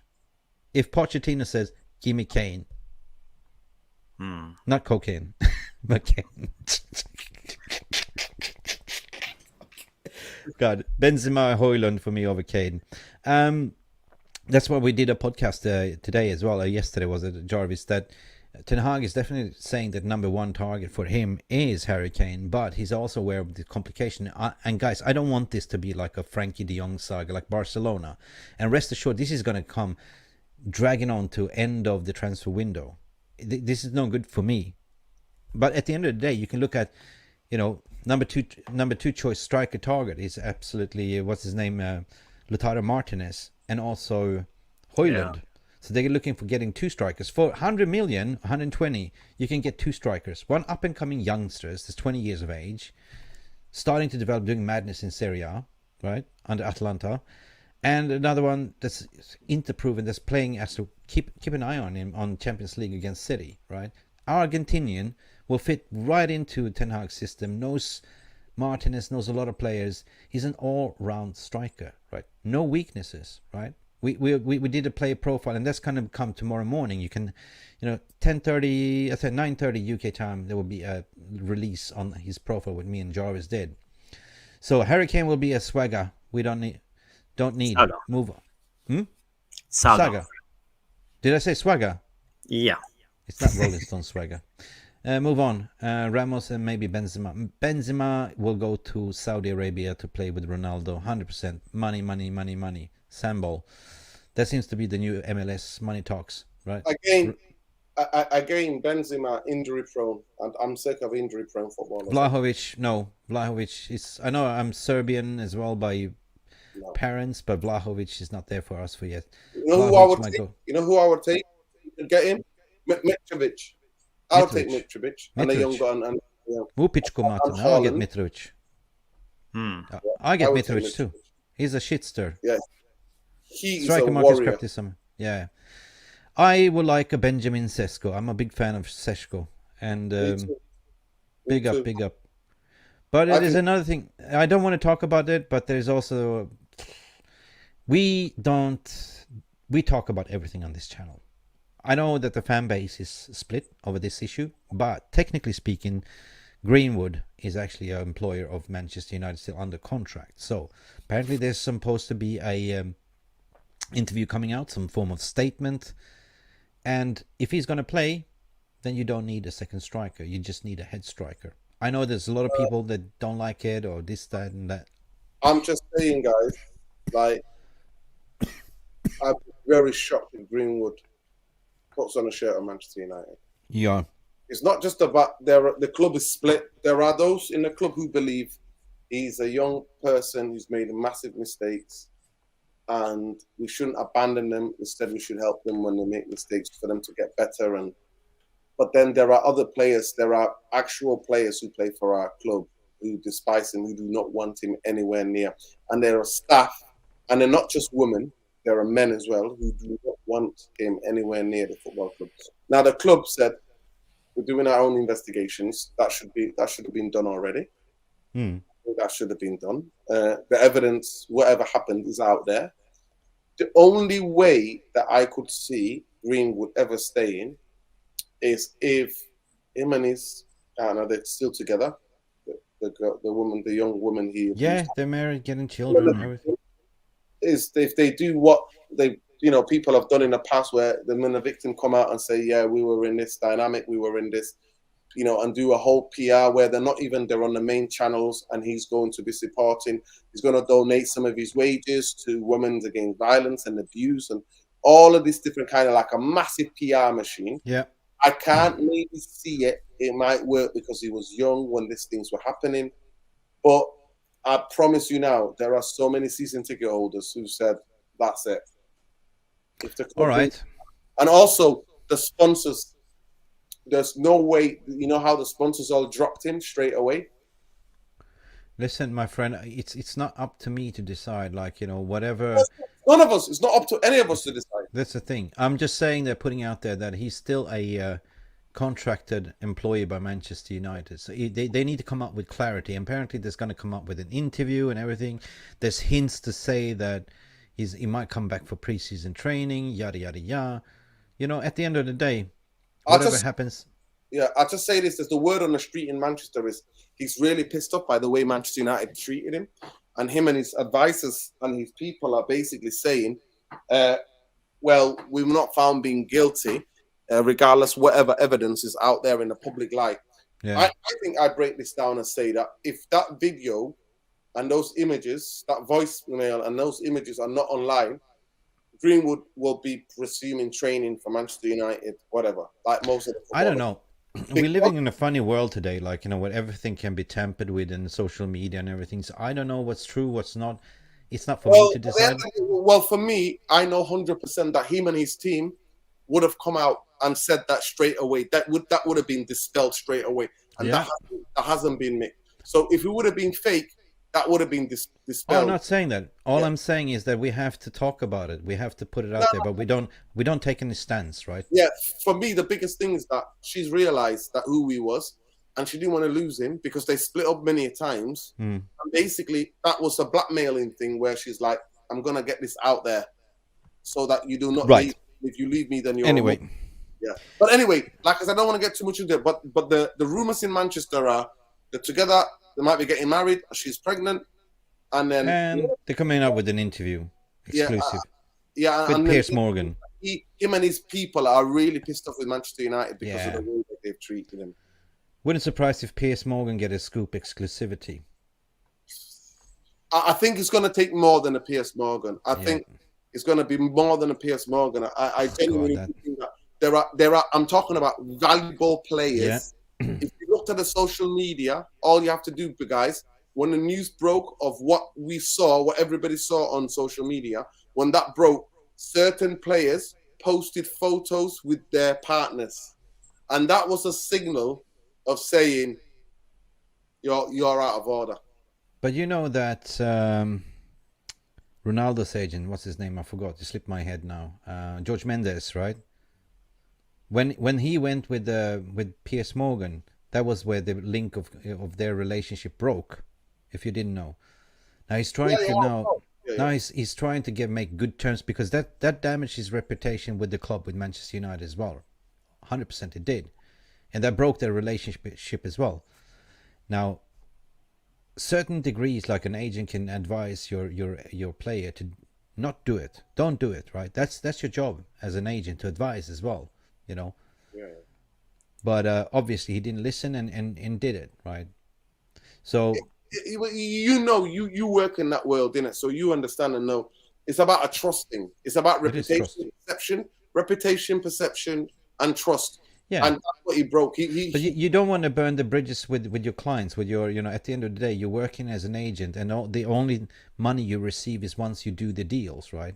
So you need to have a good relationship with the clubs, right? So clear and obviously now, like, you know, Mendes is trying to make amends with Manchester United again, to say, oh, you know, and that's the thing, right? Is he Greenwood's agent? Is he Greenwood's agent? Mendes? Sorry? Is Mendes Greenwood's agent? No. He's actually Ruben Neves' agent, to be honest. Yeah. So he's also Charlotte. That's the player that he has. Yeah. David De Gea, if I'm not mistaken, and Charlotte is the player. Yeah, but I just heard that, like, you know, they've been talking about again and again, but he actually has legs. Like, Ruben Neves has 1 year left on his contract, and he's been talking to United regarding Ruben Neves. And this is the silly season. Everything happens all the time. There's talks, negotiations. They wanted to. They always try to pitch him to Barcelona, but Barcelona don't have the money. It's the second last game of the season where he was saying goodbye. Yeah. Last season he cried, waving goodbye, crying. But if Neves comes as an optional on the bench, I would take him. Honest to God, I would absolutely. Yeah, I'd rather listen. Mason Mount or Neves. I take Neves. Neves, 100%. Work-Kraus or Mount. I'll take Work-Kraus. Right. Just the way Neves. I am. Just the way I am. Just to finish off, Jarvis. Your point of view, actually, just quickly, Mick, because I think for people to know, would you take Mason Greenwood back at Manchester United? It's not for me to say. No, but would you be all right with that? I am a different kind of breed in terms of the way I see the world. I just wanted to, for the record, like, I see the player. I don't see the player, what he does privately. That's not my business, right? That's not my prior. I'm not the one that will throw the first stone, and who am I to judge, right? I believe in the justice system, right? And I believe I'm a realist, right? So who am I to say that this is true, this is correct, this is not? I'm not the one that will judge you, you know? So at the end of the day, you have to look at the whole situation and, you know, assess it, right? We don't know what's true, what's not true. And that's why I'm saying, first and foremost, I would like to see, like, you know, some form of evidence, some form of club statement, some form of interview. I need clarity in order to say anything first. Yeah. So I look at it from a football operational side. Yes, you're still a contracted Manchester United player. You know, you're still a good scorer of the goal. Even Ole Gunnar Solskjaer said he's the best finisher you ever seen. We've seen the evidence of it, right? So who am I to say yes or no? I let the club decide. No. For me, it's about personal point of view. But we're coming down to the personal preference. Do we know what's true or what's not true? Yeah, there is no player I've ever been excited about as much as I've been excited about since Ryan Giggs. So since Giggs, I have never been excited about a player more than Mason Greenwood. I watched him on the 15s, on the 16s, on the 17s. Yeah, I watched him, you know, and for me, it was like the biggest stab in. It was the most gut-wrenching. It took me a month and a half to to wrap my head around it and to go, okay. I personally, if he puts on a Manchester United shirt, I would feel, and I go to the stadium, if he scores a goal, I would feel like I'm telling. Yeah, but put it like this. The biggest thing for me is that I've got 8 sisters. And would I ever want? And there's something that I can't unsee. I can't unhear what I heard, and I can't unsee what I saw. And these days, you can do, like you said, 100%, Mick. You can make the world upside down. you can see something and go, is that real? You know what I mean? And it's totally fake. You know what I mean? You can do all sorts of things. But to me, that thing, that image and that voice message does not leave me. And also because I live in Manchester, Manchester's small, word gets around and gets out that what he's done before, he's kidnapped somebody, kept them in his house.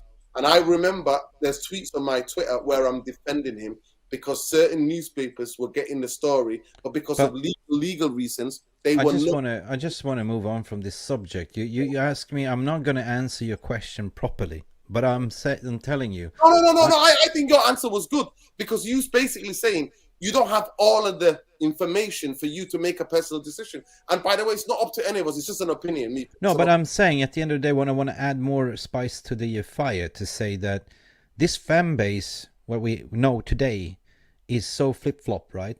As minute, if he comes back, it's a minute he scores a goal or two, everyone will be singing his songs again.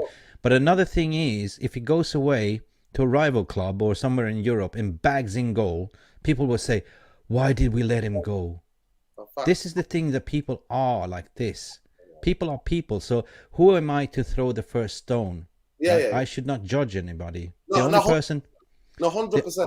100%. The only person that can judge me is God when I die, right? I will answer for my sins. No, but for me, I'm saying to you, for me, it's a personal thing. And I know about sponsors in this country. I know about how sponsors work. I know about what happened in the Me Too movement.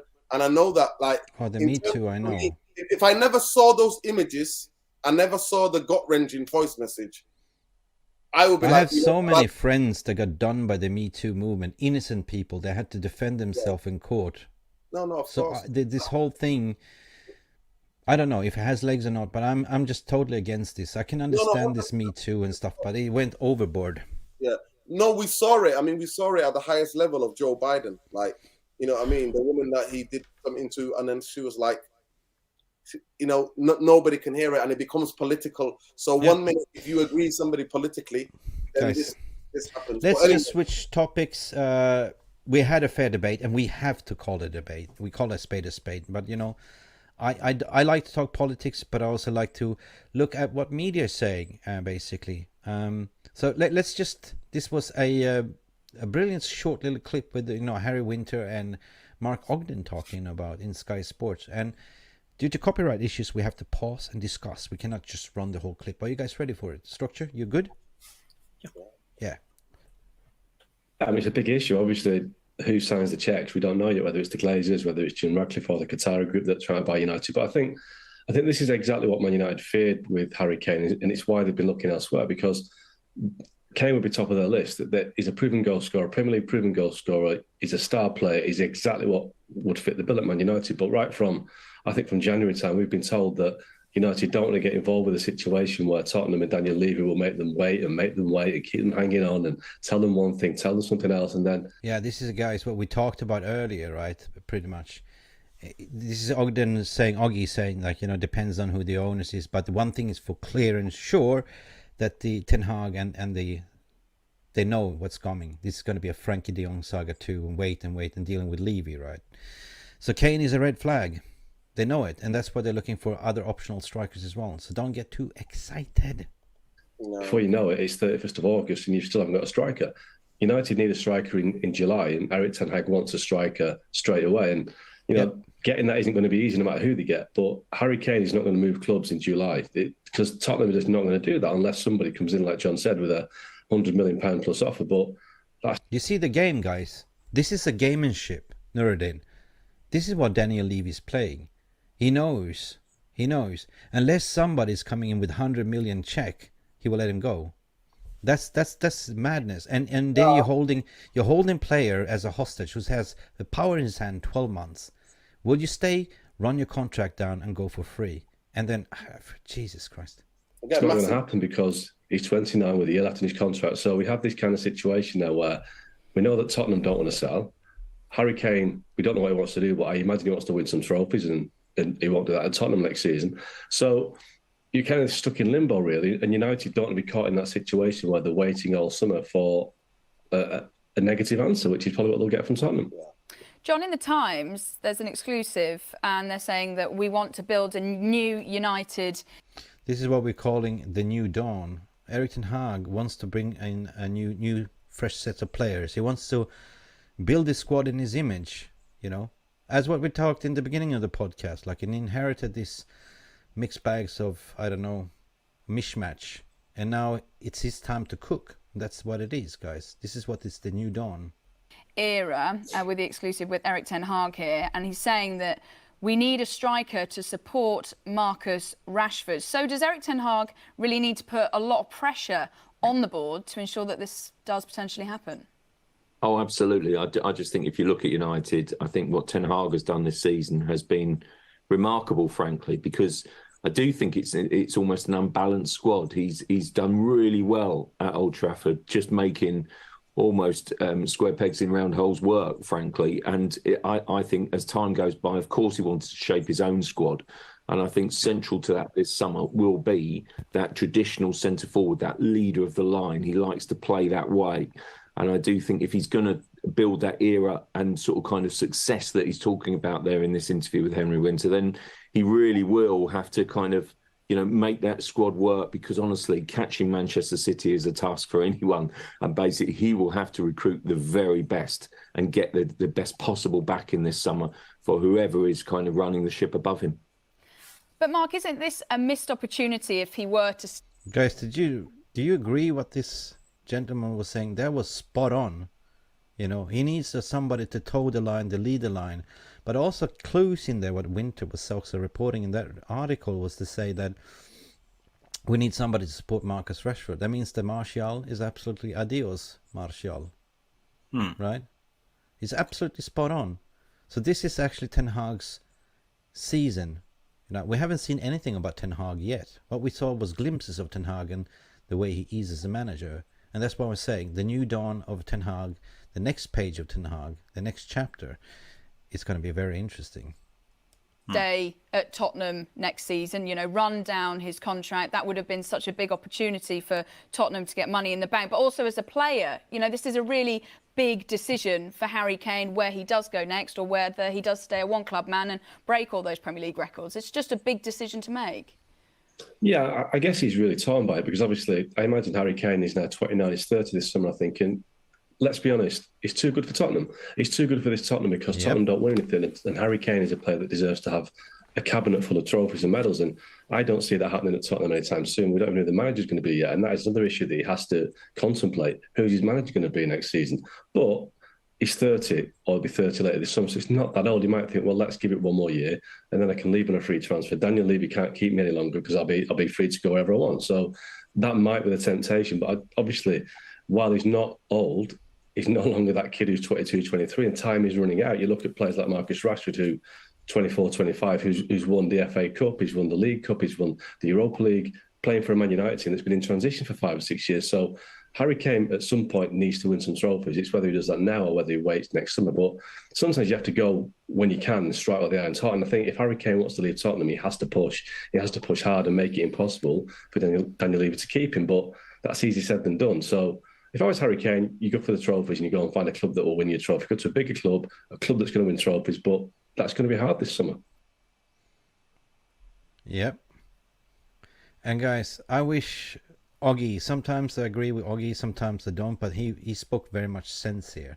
You know, it is a catch-22 situation. What do you do as a player? You're turning 30 this year. Do you take the chance to run your contract down and have no like shackles from Daniel Levy and this slavery contract? Or do you again put your transfer request in like you were promised last season and Daniel Levy shacked you over? You were supposed to go to City, right? There is a rumor actually in amongst the City fans that they're letting Gundogan go, and Kane coming in to play that role as like the number 10. What? Bruyne, yeah. As a number 10? To be a deep lining goal scorer, yeah. To play the Gundogan role. You know, Gundogan plays like the support striker. He plays even sometimes more further than De Bruyne.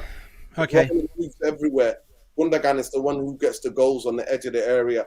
And that's where Kane's been playing mostly for the Spurs. But he's for been me, playing in a crap team. Sick I'm tired of this saga, and I'm saying I like Kane. I don't mind Kane coming, right? One thing that Kane gives you is goals, 30 goals per season. There's something that we missed, right? But it's not even begun, and I'm already sick and tired of it. Yeah, true. And this is going to drag on, right? So this is going to be the saga of the transfer window, you know. Just I remember Berbatov, how long it took Berbatov to come to Manchester United. Well, just remember, dealing with Daniel Levy, it's like you don't want to go there, right? Yeah. But the thing is with Spurs, now we are a Manchester United fan, but we do love football and we love Premier League. But the thing is, Spurs are in trouble. Spurs are in trouble next year. Another thing, they don't even know who the manager will be, the coach, the manager. What the fuck would Daniel, Harry Kane stick around and wait till the coach is? Yeah, he wants to win trophies. He wants to play for a bigger club. Well, Nick, come on now. Do we really know? Do we know? I don't know. I don't care, right? I want Ten Hag to get his #1 priority striker that can lead the lines, right? They can play alongside with Rashford. They can play interchange, whatever, a young striker as well. Bring in 2 strikers, to be honest, right? You bring in some like of maybe a, Højlund together with an Osimhen, or I don't know, Osimhen is very expensive, or like, what we mentioned. Keep an eye on Chelsea. Chelsea for who? Osimhen. Yep, I know. Chelsea's been linked. But they are going crazy because what Chelsea does, they just look at who else, like, there's Todd Bowley's transfer targets. Like, it's just like, what's Manchester United looking at? I will go and hijack that one, right? That's what they do. So I wouldn't be surprised if they're going and splash the cash for Osimhen. But there's also an opportunity. The manager will be Pochettino. Pochettino will pretty much say to Daniel Levy, to the Spurs, to Bowley, I want Kane, right? And what's going to happen with Lukaku? Lukaku is coming back. I don't think so. I think Inter Milan and Chelsea are going to work out a plan for him to stay. What the hell? You buy him for 100 million, loan him out the second season or first season, whatever. Doesn't work out. He doesn't want to play there. Shit, according to my opinion. God, what a piece of business, right? We know who he was when he played for Manchester United. He was the poison. He was the rotten apple, what Ollie was saying. I disagree. I actually think he was quite professional, but he was at a football club that was in a chaos. They didn't even know that he had 2 allergies, right. and that he went to Inter Milan and they found out that he actually had this. He was allergic to this, allergic to that. He lost a lot of weight. Yes, the first touch for me was never. So when me and Manchester United signed him, I was like, he needs a coach to improve that first touch, and that first touch was never there. And that's why we always joke about and say, we need to pick up the balls from the main motorway in Manchester City Centre, because we used to call him Timberland boots. We used to go and get his balls because the balls would be on the main motorway in the city. It's called the Mancunian Way. Sponsored by Fly Emirates, Fly Better. You know what? No, Mancunian Way. No, the Mancunian. Yeah. The Mancunian Way, because he couldn't control. I remember one time against Crystal Palace, he tried to control the ball, but he played a through ball for Crystal Palace. Listen, for you guys that just woke up in Asia Pacific, good morning. We've been running the stream for 2 hours, 8 minutes, record stream. Did we have boring times? Did you get falling asleep? We still have about 200 viewers still hanging on. A lot of people in the chat room. So good morning to you.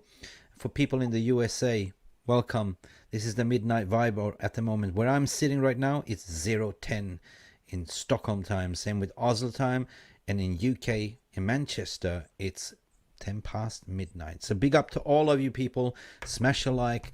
Let us know where you're from, where you're watching. Hey, it's been a I just want to say one thing. We are at 95 likes at the moment, so we just need five more likes to get 100. Likes, so please, everybody, hit that like button. Burn some extra calories. That's crazy. That's crazy that we haven't had a 2-hour stream and we haven't got 100 likes. That is people forget. Absolutely. I don't know. Honestly, I sometimes think, are you all bots from the Glazers? Are you part of the Glazer army? We don't take dividends. The only thing that we take is your likes, super chats if you do want to contribute. That's the only thing. This is how you can support us. Like if you want to become a member, like a realist member, there's certain levels. We're just starting this. It's going to be an amazing journey. What we are on our way to 15Ks, and it's been a tremendous journey for the past 2 weeks at least. 2,000 members in 2 weeks, Jarvis and Nuradin. It's been madness, right? So obviously we did something right. Big up Simon Heron. I'm on a night shift in Liverpool. Hold tight, night shift. Wow. Graveyard shift. You never walk alone. We are with you. Yeah, but I don't mean to say like the Liverpool theme, you never walk alone, because they always walk alone. Big up Simon. Listen, it is actually, if you find out the history of that tune, it doesn't belong to them. United fans used to sing it. Yeah. Celtic fans used to sing it. So many other football clubs used to sing it. I know. Yeah. Big up. So listen, should we just close off this Harry Kane saga? Let's just park the bus. For me, I'm genuinely bored of it already, and it's not. Yeah, me too. Yeah. I don't personally think, as I said, I said Manchester United to part with 100 million on Harry Kane. Yeah, I said this to Terry today from Football Terrace, like in discussion. I said, Terry, you know what? For 100 million, or you can get 2 strikers. You can get a Lautaro Martinez and a Højlund. That's 2 strikers for 100 million that you can get instantly. You can trigger 75 million for Lautaro Martinez, which is his release clause. How much is that in pounds? 65 million, right? Honestly, I'm not going to lie to you. United will play more football like it's the Sola used to. Go and get Scamacca. Where's Scamacca? People are tagging me on because I told everybody about that Scamacca went to the wrong football club. I said that David Moyes will kill him.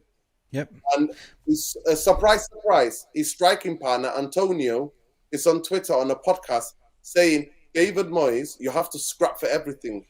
You need fighters, and that's not Scamacca's game. Get Scamacca and get another striker. He's still young, 23 years old. Technically, exactly that a big man can play back to goal, good with his feet, more of a footballer. Wicked. David Moyes football is what it is that got him the sack at Manchester United after 7 months. David Moyes football. We know about David Moyes football. But what I'm trying to say, guys, is basically we don't need, that clear and obvious striker, right? If you go get 2 strikers, you get 2 different strikers. One that's in all can hold up the play, good in the air, the overall, and the other one which is just somebody that you replace, like an Ole Gunnar Solskjaer sub, One more needed. Who will be the 100 thumb? And I don't rate that Ramos kid either because I'm not rating him because I've not seen enough of him. I need to watch him for 6-7 games to give you my opinion. The strikers that I will definitely go for, if I were Ten Hag, we always said, if you were Ten Hag, what would you do? I said, look, I overlooked the Kane, said, great.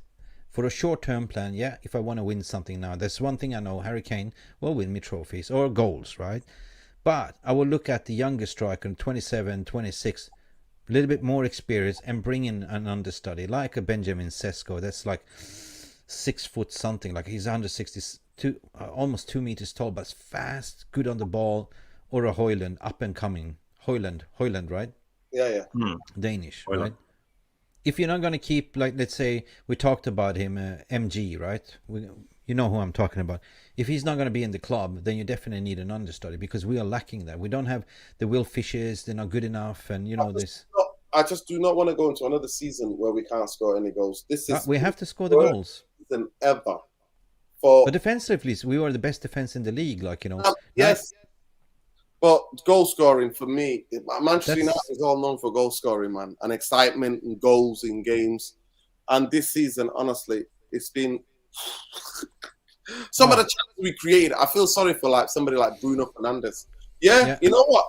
I would have took him, but then you know what? He just had a bit of spark because of Unai Emery, and he started banging in goals. But I need more. I need something with better attributes. But I would take Scamacca and someone like, a Højlund. You said a Mitrovic.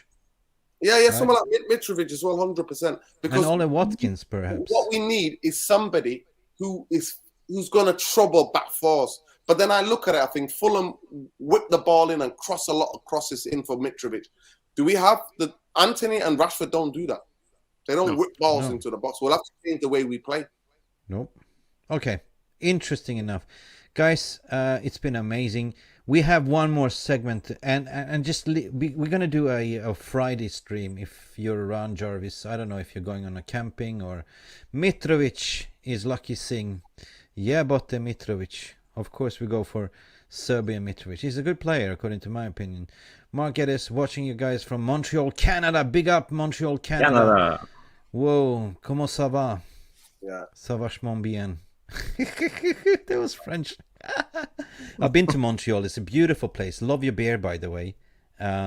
Many times. I love Montreal, Canada. Quebec as well. They always come out with a list of the most the breweries there is amazing in Montreal. Wow. Montreal, and what's the other city in Canada? There's two, Montreal and Quebec. Toronto. No. Edmonton. No, you're talking about Montreal and another big city, Vancouver.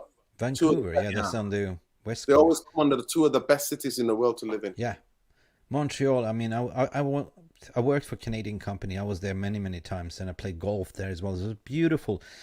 And the thing is, what I noticed, they don't speak much English, right? That's what when I was walking on the street, like, it's like, what? You know, funny. But the breweries there, the beer is amazing. You know, Toronto, Pitch It Black. The beer, I can't remember, but I never had so much local taste beer. It was so, you know, when you go for the local breweries and you got the beautiful pale ales and stuff like that. Yum. I can only ever go to that part of the world in the summer, never in the winter. And in Scandinavia, the same. Never again. If you ever go to Australia, everyone does the mistake. They go to like Sydney. I love the talks, guys. I love your contribution too, Mark. Big up for all the Canadians as well, Americans. I know, you know, it's horrendous for you guys to watch the football late or early morning, you know. I know when I used to live in Australia or Bangkok or Thailand, 3 a.m. morning shows. Kills me, man. Seriously. So you guys are the big up hardcore fans. Yeah. But seriously, like when I used to live in Australia, I used to live in West Australia, in Perth. You know, nobody goes to Perth. Everyone travels to Melbourne and Sydney and Brisbane. But as soon as they come to WA, to Perth, West Australia, they go like, wow, it's amazing. And there's a region called Margaret River. Guys, if you ever come down to Australia, travel down to Margaret River. Winery, vineyards. You drive there and you go to the local wineries. You taste every wine and cheese and everything. It's all free. But they also have great beer, right? Wow. That's all I'm going to say. I'm not going to promote it anymore. But if you like that stuff, yeah. Are you on commission from the Western Australia Tourist Board? No, Nick? I just have fond memories. No, God, I spent 4 years at Utd University, West Australia. I had so much fond memories there. Like, you know, they had the Academy of Performing Arts. You had Heath Ledger. He went to that school. I was working in the student guild, the pub, servicing beer to all the students, and he was one of the students. He was not famous that time. He was just a bum coming in, like a bong smoking bum coming in, playing pool and dready hair and look a gruncher type. Yeah, and then later on he became famous, right, as a famous actor. So big up for him. Fortunately, what happened to him, like, you know, I'm very deeply sad. But yeah, I got the opportunity to meet some nice people, became famous because of the Academy of Performing Arts. So yeah, it's cool. I've done a lot of things in my life. I travel everywhere in the world, but big up for all. Too cold. Some of these places in the winter, no chance. Canada is beautiful. Wow. Yeah, love Canada. Love Canada. I got family there in Toronto. Yeah. I can not only agree with the government of Canada, but that's another discussion for another topic. Mick Dundee, like a crocodile Dundee. That's not a knife. This is a knife. Watch out for the snake. I like that film. Film. I remember what does that mean? The crocodile that walks with two legs. Qatar je završio kupovanje Manchestera. Miloš is like asking, did Qatar finish the purchase of Manchester United? You will find out soon, my friend. You will find out. Guys, so what about the FA Cup, guys? What about the FA Cup? I think we will we'd run a 2 hours and 18-minute stream, but we got to talk about the game a little bit, but otherwise we're planning to do Friday podcast regarding this, Jarvis, and the traditional warm-up show. We have to do the stretching. We have to. So, what should we talk about the FA? Should we talk about the lineup prediction here, or should just brushly talk over it? What do we expect? Or we save it for Friday, right? Well, in terms of the game, it'll either be close, like a 2-1 or 1-0, or we'll get smashed in 24 minutes, 25 minutes, and game over. Yeah. That's what it would be. But I think the whole world is expecting us to get smashed. They are. We are underdogs, Nuradin. They are underdogs. I'm afraid Glazers will announce Ratcliffe after the cup final. My word. No, Dan. Have faith. Have faith. For me, it's just the fight continues, if that was to happen. Green and gold until we're sold. Simon, again, I'm drinking a lot of beer on Saturday to numb the nerves.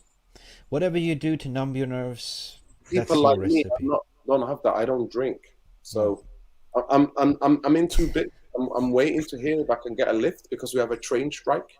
Yeah. We have a train strike in the UK. So well, you do still have the train strike going, right?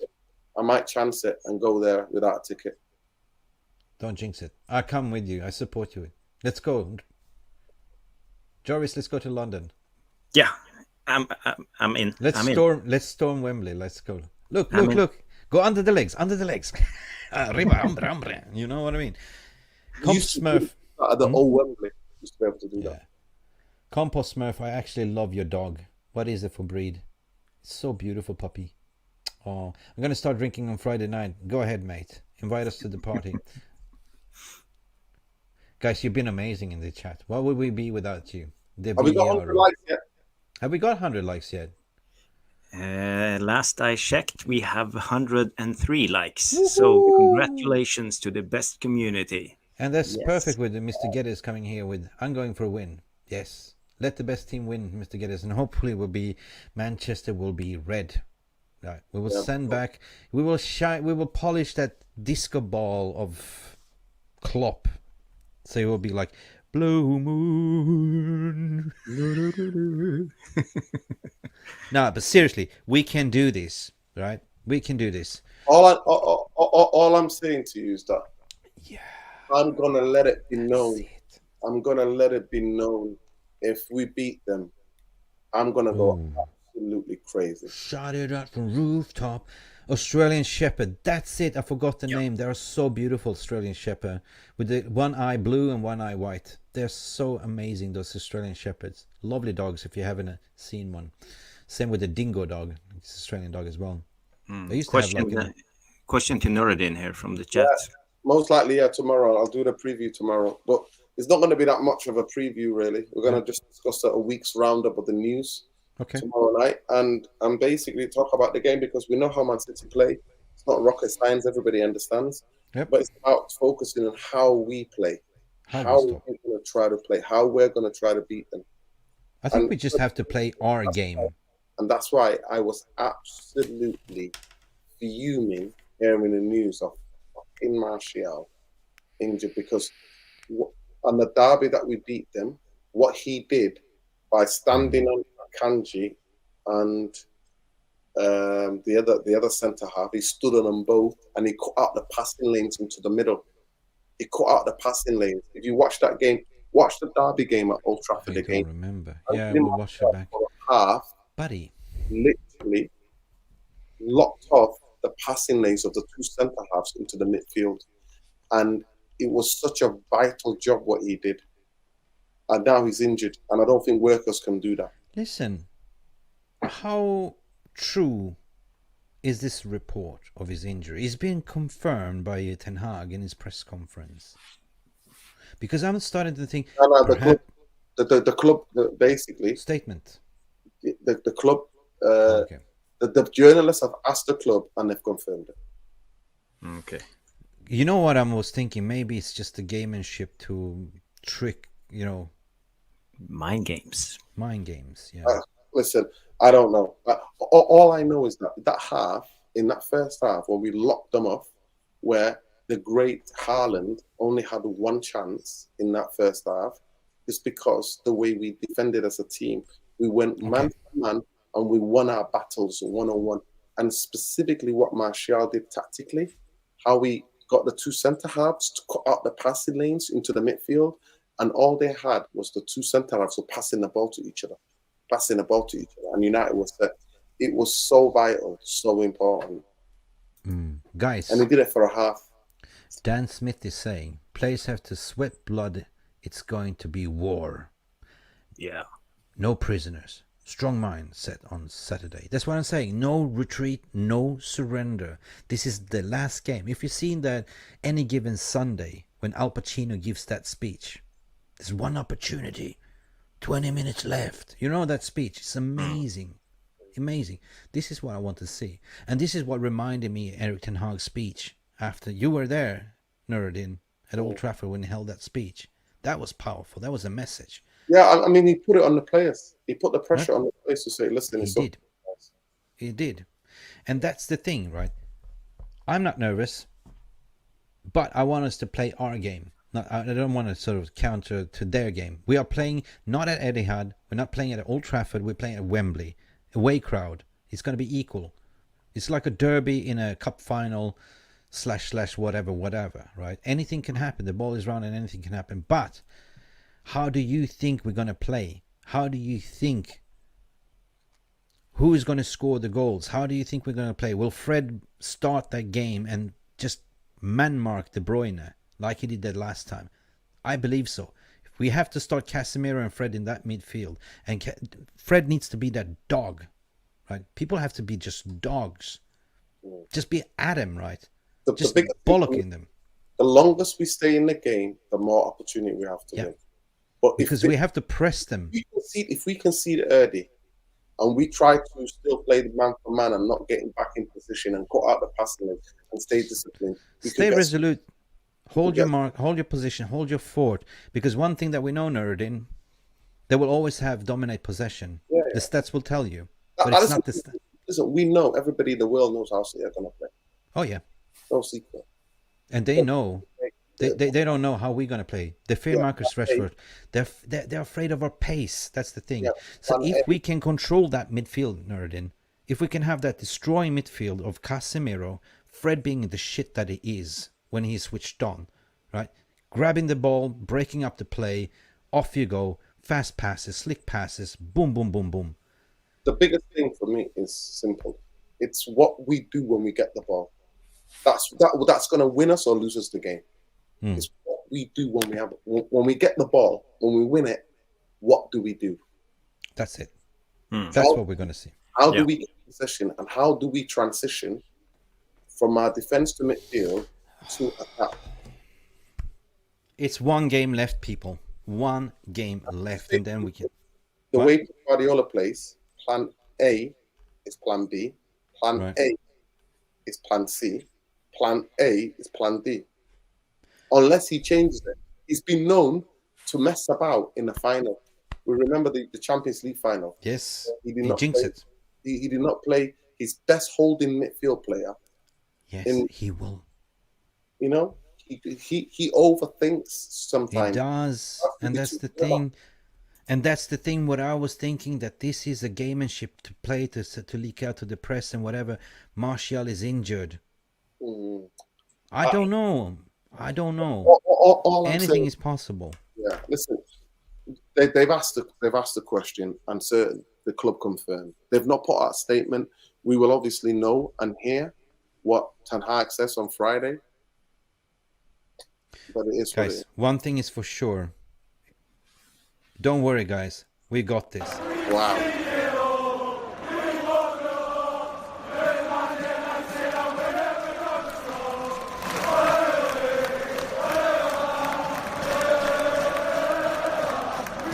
That's it. We play our way. I wish I was confident as you and Mark, but it is what it is. For me, I understand. Living in this city, oh my God. If we beat them... I swore to myself, Nuradin, this time of the year of the season, I'm going to be positive. Forget everything that happened in the past. I'm talking about like way it's like what would happen in the city. Oh, that's going to be mental, man. What would happen? I'll be there. We come to you. Yeah. We're going on a bicycle ride together. Well, if you ask me, I would take getting hammered if it means the Glazers go and we get a full sale on Manchester United. Oh, dude, we will have such a big party in Manchester. We come to you. We gate crash your house. It's fine. It's mad, but I would have because I said I'm willing to get relegated to get rid of the vultures. So I'm happy to lose any football game to get rid of the vultures. Yeah. For me, that would be the greatest trophy. That would be like winning Champions League, winning 5 league titles. That's what it would be like. I agree with Simon. We will party like it's 99. We will come. I'm gonna do a video one day talking about what 99. Party like 99. I'll try to find. Big up for all of you people. It's been a long stream. It's been Mick Ruby, Jarvis Cocker, Mr. Structure. I'm trying to teach him to be more positive and to stay away from the PTSD. It's difficult. I know. I'm living the PTSD. The PTSD is not over. The day they go, when they leave, then it's over. It's like it's gonna be like magic. You know what I mean? Like magic shoulders.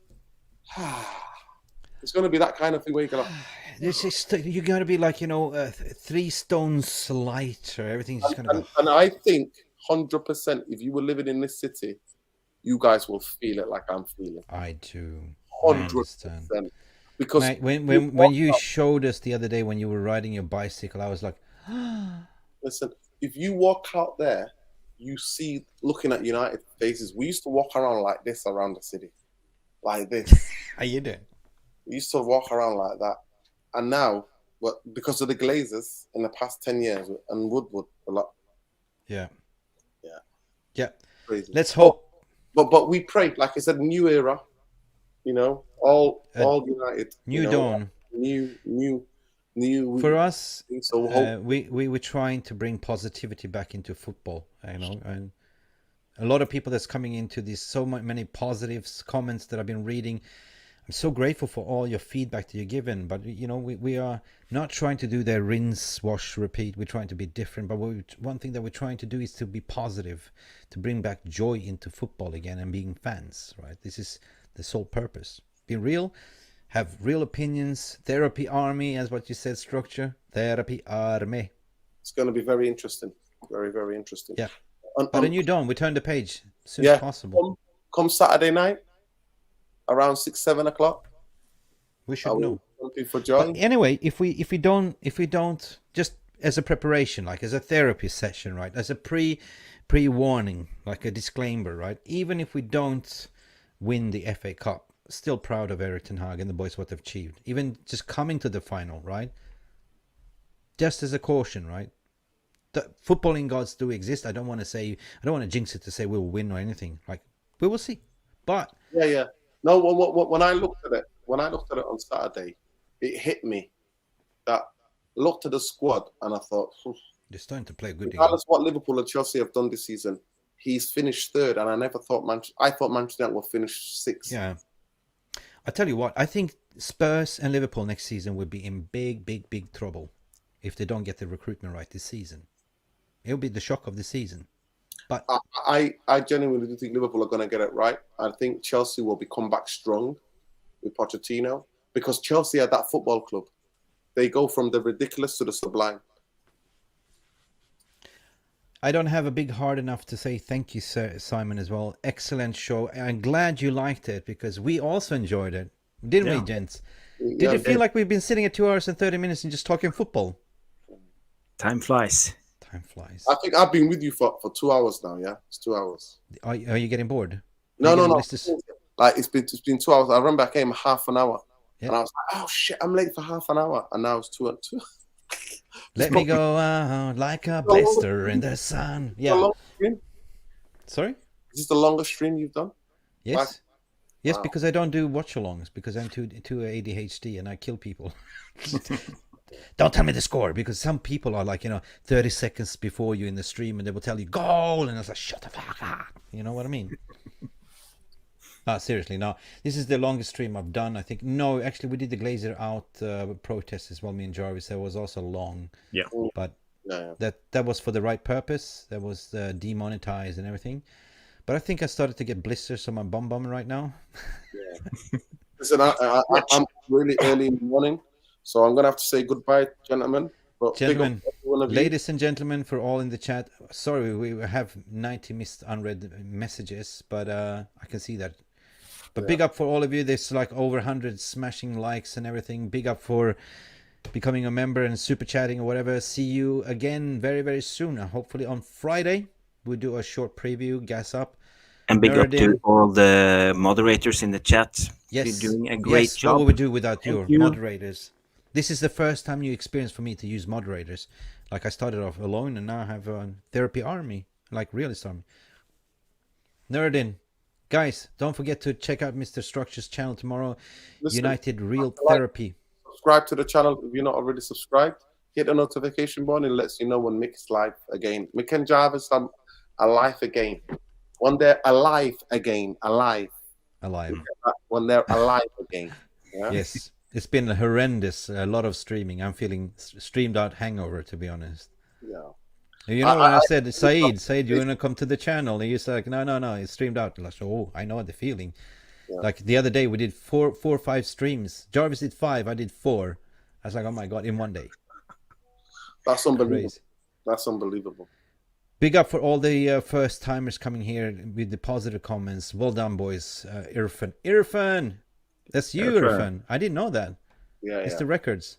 Pitch black. Cool. Big up for all of you new from Canada, from everywhere you tuned in the world. Good morning to everyone. Good night for some. Good afternoon. It's been Mick Ruby, MUFC Realist TV. Like and subscribe.